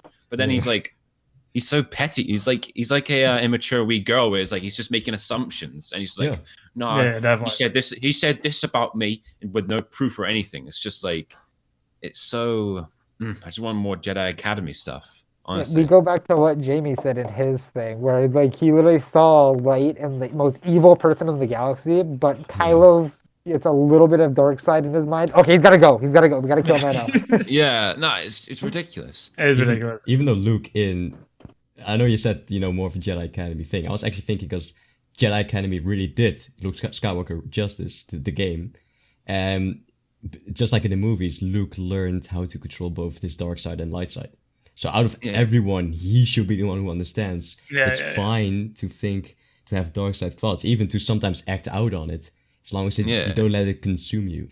So it's weird that from one of the only characters next to Darth Revan, I'm pretty sure, who fully mastered both thinkings, how he was the character who decided, one dark side thought. Yeah, go on, get him. Die. Yeah, honestly, I would kind of like because I quite like I don't know if you guys ever seen like Harry Potter or that kind of thing, but like I quite like seeing the next generation being taught by like characters we've known and just watch them like kind of grow. I like that kind of stuff. Oh you know? yeah, like the new Harry Potter movies that are set to come out.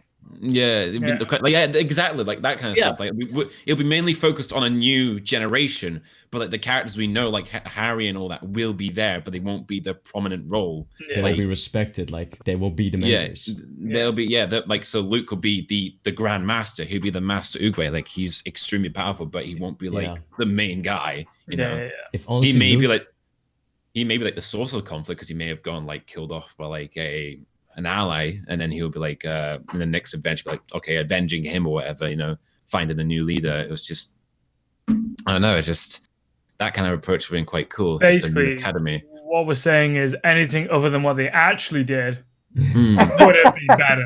Okay, my thought is replace Rey with a little girl named Codic. And so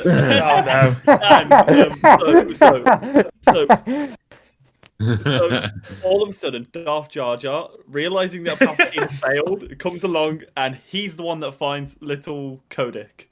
So, why am I a girl?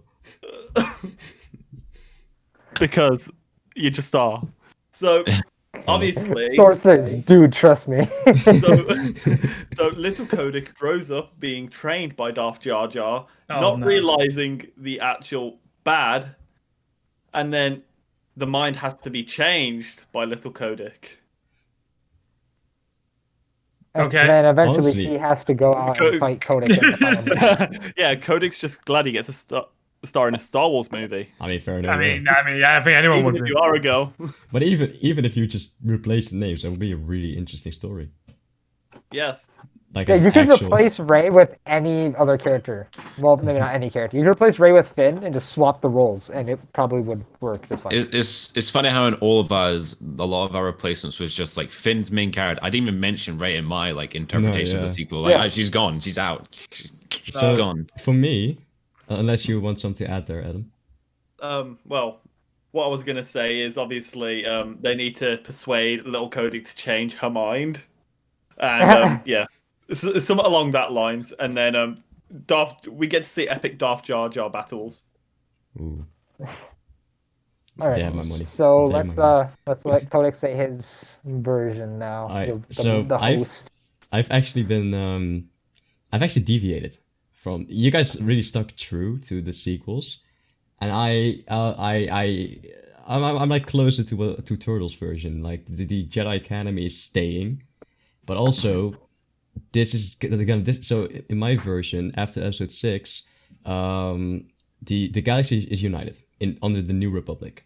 The Jedi Order is separated from the New Republic because in the Old Republic, and I'm talking about the Clone Wars Republic, the Jedi were integrated in the Republic, like politics and all. Well, these are now separate.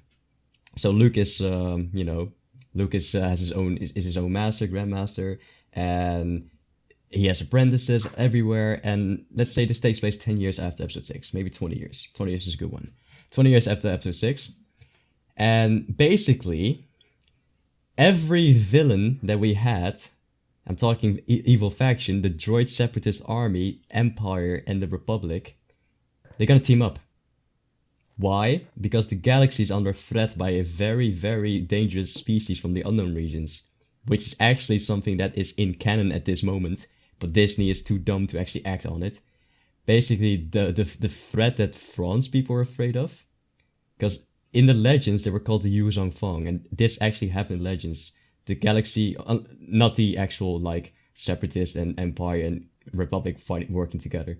I'm pretty sure that didn't happen. I'm not too sure actually, but the Yuzong Fong, or in this case the Gris, is what they call this outside force, are gonna invade the main galaxy, and they are a force to be reckoned with. They are so advanced. They have millions of soldiers and actual alien soldiers, not like clones or anything, like actual soldiers with amazing equipment and even sometimes like force resisting power equipment that they developed. Oh damn! And the galaxy, the New Republic, in order to survive this, is they need Luke's Jedi army. They need they need the clone army, the clones. They need to work together with the Empire. They need the Stormtroopers. And they're also going to restart the droid production, the Separatist army's production, because the Separatists are still around. The droids are also in canon still around. So basically, every movie, this last sequel will be villains working together. Like, they're fighting each other, they're going to work together to fight a bigger threat. And then, after that threat has been defeated, after this huge war that maybe lasts like 10 years in a span of 3 movies, where a lot of other stuff happened, like Luke Skywalker also... Luke is gonna be Yoda. He's probably gonna have probably the same amount of screen time as Yoda has in the prequels. So still a lot, but not too many. And we're gonna focus on like the small generation. Like, we're gonna focus on a soldier. We're gonna focus on a Jedi. We're gonna focus on basically one person from every faction. And maybe they could be like in a squad, in like an advanced squad, and they're gonna do some sort of adventures. Well, who knows? But basically after this. And Anakin Skywalker's sacrifices, not in vain. He gave himself up. He brought balance to the Force. People are working together now, and literally the whole galaxy is united with no war. He fulfilled his purpose. That's my version. That's also how you. I actually really like that. Yeah, because the thing is about Rebels is they touched a little bit on like what would happen if the droids and the clones worked together, but it was so small that I just wanted more of it, and that would be what I would want. Yeah, and a whole trilogy of that. Clones, droids, and stormtroopers working together. I'd be like, I would like. I can see like a like I consider the clones could like talk shit towards the stormtroopers, saying like, "Wow, why are you guys missing all your fucking shots?" Yeah. I could see like a good little like rivalry between like a stormtrooper and like a rebel or whatever when they come together, like they become like a recurring villain that you see all the time. You get to quite like them, and then it comes to a point where they don't have a choice to work with them. They don't want to work with them, but they have to, and it becomes like, oh yes, that the unity that you quite like the I'm gonna go completely off topic a bit. It's like when I don't know if you guys ever seen Dragon Ball or anything like that. Have you guys seen Dragon Ball? I don't know. Do you guys know? There's a big bad called Frieza. He's an absolute bastard. He's an absolute asshole. I think I know what you're on about. And so basically, like, he has no choice but to fight with the main character, who's a good guy, and they have to work together to beat the bad. So I'm kind of like seeing that with like a stormtrooper or like a and a Jedi or like a Jedi or a Sith, or I don't know, just like something. I got a Star Wars example for you. In a Clone Wars episode, Obi-Wan and Anakin had to work together with Dooku to escape from the pirates. Yeah, exactly like that. Like exactly like that. Yeah, exactly like that. And they all have like issues with each other's techniques of getting things done. Yeah. People got different ways. See, I love how he was coming up with just a way to describe it, and just completely went off topic when there's so many. I can imagine that. That'd be great.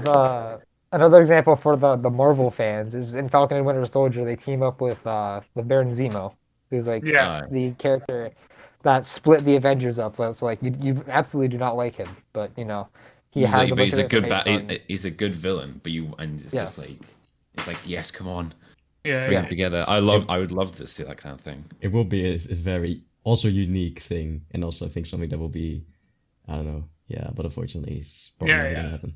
No, too much creativity in that. Too much creativity. Whoa, why would we do that when we just do this simple, boring idea? They have to do their jobs, Yeah. Well, I think I have one last topic. Then I think we can all let you all go. So I don't know if you guys want to go. I can get out of this mask where I'm going to sweating my ass off. So, I actually want to talk about something that's for me in my Star Wars thing personal. It is Stormtroopers. He actually brought me on that idea when he said that, like, Stormtroopers cannot aim. Stormtroopers cannot aim. So that is something that has been known in like our world, in real life, as a big meme. Stormtroopers cannot aim. But it was never in canon, like in movies, except for the famous where they missed the shots in episode 4. But that was because they were ordered to. Warning shots. No, never warning shots. No, I know, but yeah. They were ordered to miss so that they will lead, they would put a tracking device on the ship so it'll lead them to Yavin. Why did you even think the Battle of Yavin happened? Just because they missed a shot so they could get there. Anyway, so in every movie, comic, I'm pretty sure, it has been shown, hey, stormtroopers You know, they are not missing the shots. But then you have the Mandalorian, which is a funny scene where the scout troopers like are missing the can that they're trying to shoot in like the last episode of season 1. Oh, I remember that. And it was funny, but it also made this canon that they could not aim for their lives. So I want to know what you guys think about that. Well, if you think when they was having the battle against the Wookiees, they was hitting their shots. Like how many? Oh yeah, Ewok. Oh wait, no, because oh wait, no, never mind. That was the clones, weren't it? Never mind. Yeah. Oh. yeah. But they, well, yeah, they was hitting shots on Ewoks. But I think like though, like like some like stormtroopers, when you look at process, of course, like how they are, like the army itself comes across as inexperienced, doesn't it? Yeah. So it's almost like just give them a blaster, give them armor, and just go. We'll just build the army by the masses. And so aiming a gun and shooting a gun is quite difficult. It's not the easiest task. No, yeah. And then especially when you put in a high pressure situation, all of a sudden it becomes a lot harder. So your shots are going to be off, and and also I don't know whether it is or not, but like some stormtroopers might not always want to kill. So they're like, oh, we'll just make it look like I'm doing my job, and then that way I don't actually have to kill someone. I can just go and be happy. Warning shots. Exactly, warning shots, because that killing process is quite hard. I was gonna say, well, now we know it is canon that like they can disobey orders, obviously with Finn. Yeah, but that's I'm talking about Empire stormtroopers. Okay, yeah. Well, I was gonna say, but they were volunteers. Like the stormtroopers from the sequels were brainwashed from birth and kidnapped from birth. But that's what I'm saying. Like, obviously, they've learned their lessons in the sequels. True. With that new Empire, and then in 4, 5, 6, they were just like, oh, just give people gun, give them armor. If we just scared them into what we want them to do, they'll just do it. There's something in Legends which I'm pretty sure is canon now as well, but I'm not too sure. It's not really confirmed, but it makes sense. In Legends, it was welcome back, Omega. So in Legends, there's a good explanation for this. And basically it is that the good stormtroopers, like the actual good trained, and it also makes sense because we learn about this in the Clone Wars TV show, in the Inner Rim. The Inner Rim is, of course, Coruscant and every rich planet. Though the best troopers are stationed there to protect the Inner Rim. And then the stormtroopers, the ones that don't mind risking. Yeah, the stormtroopers who performed lesser, they're like basically stationed on the Outer Rim and everything, where the movies take place. Where like have some patrols there. We're not gonna put our best men there. And it's also something that in Legends there was this huge campaign from the rebels. The first time they actually tried conventional war, like in the Clone Wars, they actually tried, instead of hit and run tactics, they actually went for a full-on invasion with a whole army. The first time they ever did it, and they had some initial success. Like they took the mid rim, which is of course in the middle, just before the Inner Rim. They took a lot of planets in the mid rim, and the Empire saw this, and they were like, "Oh, well, let's just send in our actual army." So the stormtroopers from the Inner Rim were sent out, and the war only lasted, like the invasion only lasted for 2 months because it was like renamed. It was called the invasion, the retaking of the Mid Rim by the rebels. 2 months later, it was recalled the retreat of the Mid Rim because they had to mass retreat all the way back to eventually where you are in A New Hope, which was when why the rebels were chased. That was the original. Like now we know it's Scarif because of the thing, but see, it's. I was gonna say it's kind of weird to think that it's classed as a retreat when they're moving outwards. Yeah, but they are like retreating back. It is. It's weird to think. It's like if you have a country that's in the middle of countries and you take them. If you're moving further out, it's not retreating. So it's weird to think that it's called the retreat. It's like in World War II, you have Midway. It's literally the island in between Japan and America. And Japan went in there for the attack. America won, so Japan had to retreat back. It's still in the middle, but they had to retreat to their own territory. Same thing happened here. Like the rebels are in the outer rim most of the time. They went into the mid rim, but they were met with actual good soldiers, so they had to retreat back to the outer rim. If you know what I mean. Oh, okay. Yeah. I get what you mean now. But my point there is that Stormtroopers are really good, but they are just, you know... Yeah, it's just the worst ones have less significance, but turns out that where they are is actually significant.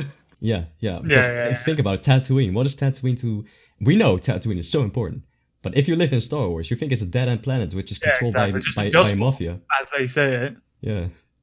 Literally. So just send your shit Stormtroopers there. But, well, they can do the job. They'll figure it out. And in fact, they just get mind wiped and just they can't shoot shit. So. And I think honestly, the biggest thing for the Empire was the Navy. The Navy was That's also what Thrawn wanted. Thrawn wanted to focus on the Navy instead of the Death Star. But you imagine though, like how much work went to a Death Star.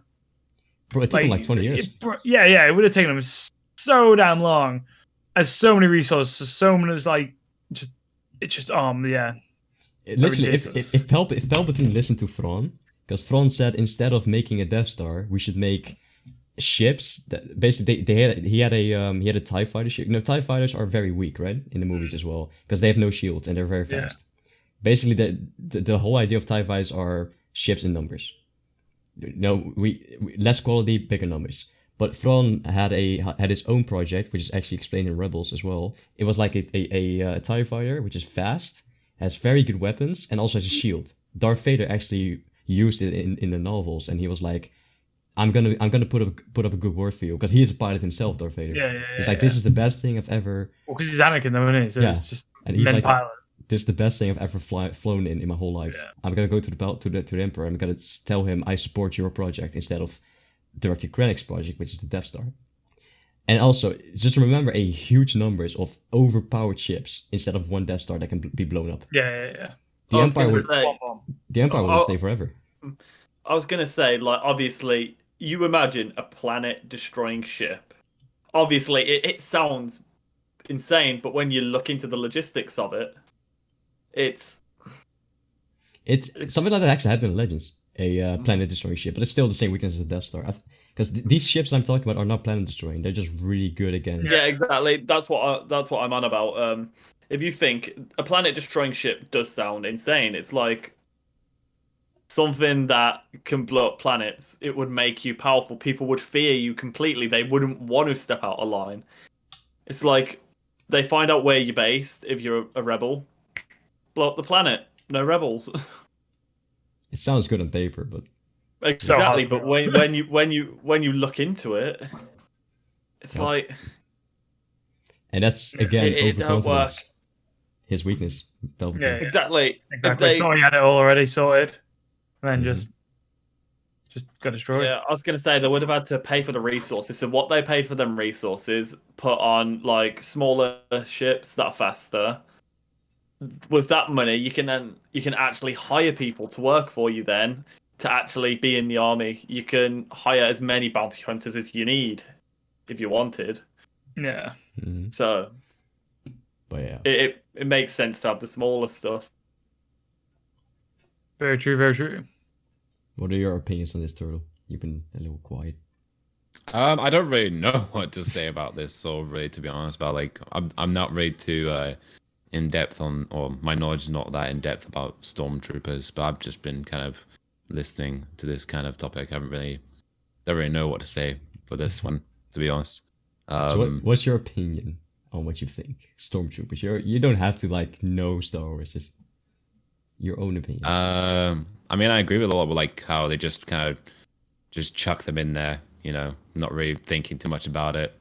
They're kind of cocky, just about everything they do, because they think that they underestimate the universe and all that kind of stuff. They just put they just put them in suits and just send them off. Really, I don't like that's my basis on just like Stormtroopers. It's just a shame, really, because I generally do think that obviously with the whole Mandalorian thing making it canon, obviously the aiming thing obviously is a bit of a joke, but I generally do think that Stormtroopers are a big threat. It's just obviously because the first movies made them look like they're absolutely shit at aiming. That it just gave them a bad name. But yeah, I don't know really. That's all I think. Really say. I think like when you look at like, of course, as an empire grows, like as the empire gets bigger in 4, 5, 6, you need more men, you need more resources. So they're just like, right, grab, like I said, they'll just grab anyone with a gun and go, right, give him a gun. Yeah. Get him out there, get him to hold this shit planet that we're not really too bothered about. But then when you mentioned Mandalorian, all of a sudden the army's a lot smaller, of course, because the empire is like pretty much it's crumbled at that point. So of course, either the only ones that are going to be left are the ones who have learned how to be good, or the ones who were good, and if they are left, they're going to be practicing. So of course they're going to be hitting their shots. So that smaller army all of a sudden is a lot probably they're a lot stronger per stormtrooper. And there's also oh yeah, you go for it. What I was about to say is what you also need to remember is they wouldn't only send them in just for combat; they would send them in as an intimidation tactic. Yeah, true. So planets that have other occupancies, they don't want them rebelling against, so they send in troops to scare them. Yeah. That way, no one will feel like they want to rebel. Yeah. And as you were saying about the ones that were well trained surviving, what you need to remember about that is they could have been stationed on planets where nothing actually happened. So what you think is, are they really going to send people to every single planet, hunting down every single, just every single stormtrooper? Yeah, it's not logical. It's like if I get an army to kill every Dutch person. Use the Dutch I'll be on board. Let's do it. See, it's like it's not logical. So that's probably how they survived. Yeah. Yeah, and there's also the argument that a lot of people bring up is Endor. Like Palpatine was boasted to Luke. It's like, I sent my best legion on this planet. Like, and you see this best legion of stormtroopers get absolutely annihilated by teddy bears. Yeah. But the thing is that people don't really know and don't pay attention to is Ewoks are literally just as strong as Wookiees. And also what you have, they live in a jungle and they live in their own territory. Well, guerrilla warfare. Let me also put it in real life perspective. Vietnam, Pacific War. You know, we don't mention. It's literally they are in their own terrain with incredible strength. Because you gotta remember, let's just take Jamie here. Jamie's a unit, a big unit of threat. Why do we say me? Don't say me. I'll take you. Jamie's a massive unit. There's a massive unit. So if he throws a rock with his full strength, to me, I'll be dead. And you gotta remember, Ewoks are like 100 times stronger than him. The Stormtroopers have helmets, but if you have like a rock flying at you for, let's say, 90 kilometers per hour, that's maybe, how much is that? Like 50 miles per hour, 60 miles per hour, maybe even more. No, I just take you out straight away. It will be dead. Yeah, okay. It's like with a motorcycle crash. It's like you're riding that, however quick. You come off it, you see them get dented. Yeah. So. Yeah. And also, I don't know if you guys have played Ewok Hunt, for the people who have Battlefront. Yes, I've played it. It's so hard to hit an Ewok there. Oh yeah, they are tiny, and you think Stormtroopers are bad aim. And they're fast. Well, I mean, in Battlefront, they're able to combat roll, so I mean. I mean, in real life, you know. I mean, I it's want Star to Wars see life. that now. I need to see that. Just an Ewok doing a I combat. want to see like you go to the military or something, and you see your enemy just constantly barrel rolling towards you, like they're just doing somersaults with the rifles. I don't know, Omega. That is a very good tactical decision. Just roll towards someone. I'll never be able to hit you. The thing is, it's for sure. I mean, I'm pretty sure because these are like small, very energetic creatures. I'm pretty sure they actually did that. No, yeah, they probably would have. But you gotta think in a movie. These are still movies. These are movies made in the 80s. You have like actual small people, like sometimes children, and like I don't like using the word because like offensive, but like, you know, people with dwarfism. They are in those suits, and those suits are not like the most. You gotta move around in those suits, so you don't see them combat roll on stage. Yeah, exactly. You know? But I think in the actual canon, bro, they have to be so fast. They can climb trees. They have the spears, the arrows. Yeah, no, they would have had, they know that environment, like you say, is guerrilla warfare. They know what they're doing. they'd have been ready for it. And like you I said, think the reason why the Ewoks seem so pathetic is because, like you said, just the technology of the time, the suits and stuff. Yeah. Just the way that they threw the rocks, they looked so pathetic. It was like they just bumped them on the head and they all just died. Like, that's what it looked. Like, I can believe that, like, the log trap they did, like, they crushed the ATSD. I'm like, okay, that can happen. I believe that. But I don't believe them running up on them and just poking them with a stick and then just falling over. Yeah, but that's again the technology. Yeah. I don't know if any of you have seen the Ewok Adventure. It was a movie that came out in 1984. It's just about Ewoks. Ooh. I have not seen this. I think I've heard of this. Yeah, but it's basically a whole film where it's just Ewoks talking. There's barely any English in it. It's just Ewok talk, and you just see Ewoks talking, and the way they are portrayed is so funny in it. No, I have not seen it. But that's my argument on that little argument. That's like, well, the Stormtroopers are bad because of Endor, but it's literally, I don't know. I just think we just never got to see the good Stormtroopers. I think one thing that's why we need an Empire or Stormtrooper centered movie, kind of like how the clone, like we need like kind of like how the Clone Wars focused on the clones. We need an animated series of some sort focusing on the Stormtroopers. And that's what I thought we were going to get. Like I thought, like the at the end of the final season of Clone Wars, spoilers. You might want to mute because I know you haven't seen it, but kind of like how Give me a moment when it's okay. Okay. Well, they show Vader and stuff with the Stormtroopers. I thought they were teasing. Oh, we're gonna do a show on this now, focusing on Vader with his with the Vader's fist, the 501st. I thought they were gonna continue that. But wait, so I'm like, we're finally gonna get a Stormtrooper show. We're like showing that the Stormtroopers can be cool, and can be good, but. Go. Right, go. Right. The thing is, like, weapons, because like weapons IRL, like here, like they're hard to handle. They're really hard to handle. Like it's not as easy to just aim down sights and just fire. It's actually quite hard to shoot a gun. It's really difficult. Like guns are heavy. It's not like Call of Duty. Yeah, it's not like Call of Duty where you can just spray and pray and there's like a little crosshair that where they'll always go. It's like it's probably really hard to maybe shoot a laser gun. It's probably really difficult to probably shoot with that. And I think like even with snipers IRL, it takes you can't just shoot one bullet then shoot the next bullet. You have to actually it takes ages to then get the right precision to be able to fire that next shots. Like a scout shooter would. Yeah, it's difficult.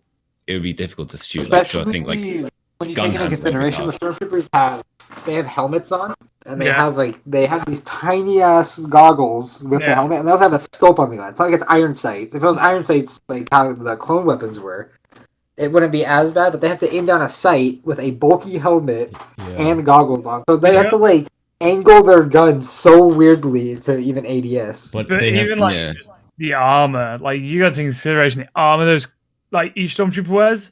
That shit's probably not gonna be light. Yeah. So you got to try and move your arms into a position where you can then hold that gun and make small adjustments. Yeah. Whilst the armor's gonna be heavy, and you're just gonna be thinking, I just want to put this thing down. But that's the thing. You don't even see them aimed at their sights very often. They're always just holding it by their hip, and they just fire. Yeah, exactly. Stormtroopers have a heads-up display. That's what I want to say. They in their helmets they have a heads-up display, so they actually have a very small, simple targeting system in. So that's something they do have, but it still takes a lot of time to master everything. Plus the armor, because the armor, some troopers have mentioned in a book somewhere that they were very surprised that their sergeant died. When Leia shot the sergeant in episode 4.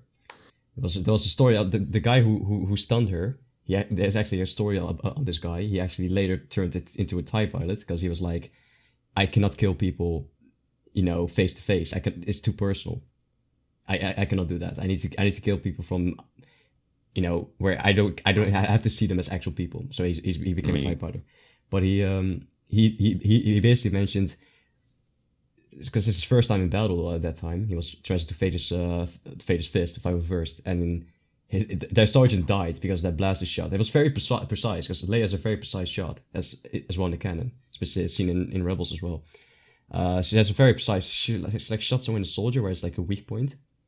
But still, normally in the clone armor would have protected that. But the Stormtrooper armor is less quality than clone armor because, first of all, there's no war, so reduced cost, and second of all, there's too many to actually produce. You know, he's greedy. He wants all his money. Palpatine wants all his money to the Death Star. So I've got a dash real quick. Yeah, no worries. So anyway, lads, been amazing. Thank you for having me on, Codic. No Good conversation, boys. Goodbye. Goodbye. I think I'll end the podcast here if anyone has nothing to say. Yeah, no, that's fine. Nah, I'll probably save for like the next one. Yeah, especially since my phone died and I'm really having to use my garbage phone speaker now because I have to charge my phone at the same time. So I guess do this again next year. Next year. May the 4th is a special 2-hour special. I tried to so I didn't tell the guys how long this will take. So I really tried to get this as long as possible. With, of course, I will actually stop in like 6 minutes anyway, so I succeeded in my task. I want to have as long conversation as possible on May the 4th. It's a special Star Wars Day. I know this podcast is going to be listened to at least 2 people.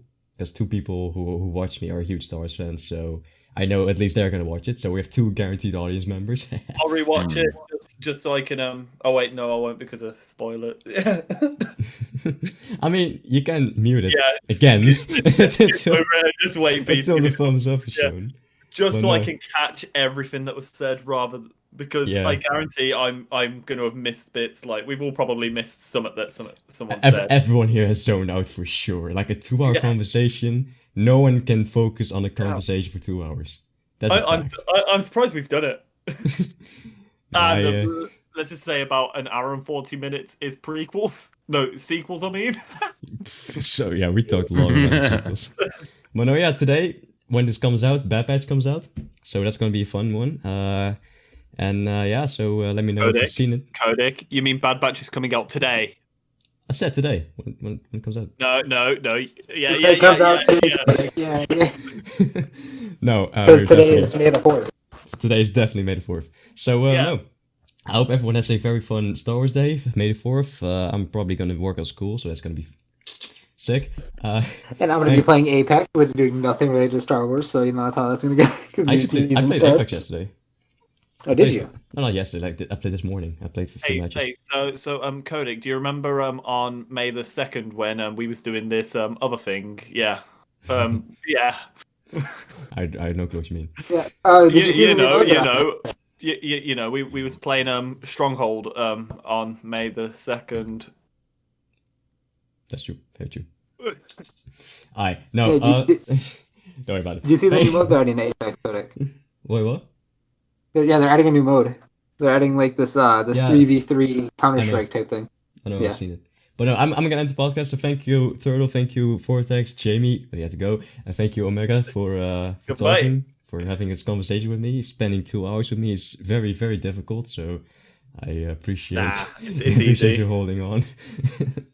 No, thank you all for watching. And if you want more podcasts, then leave a little like, sub. I mean, I don't think anyone new is watching this, but just in case. Let's hope this blows up on May the 2nd. Imagine. May the 4th, I mean. Alright, take care. Thank you for watching. See ya.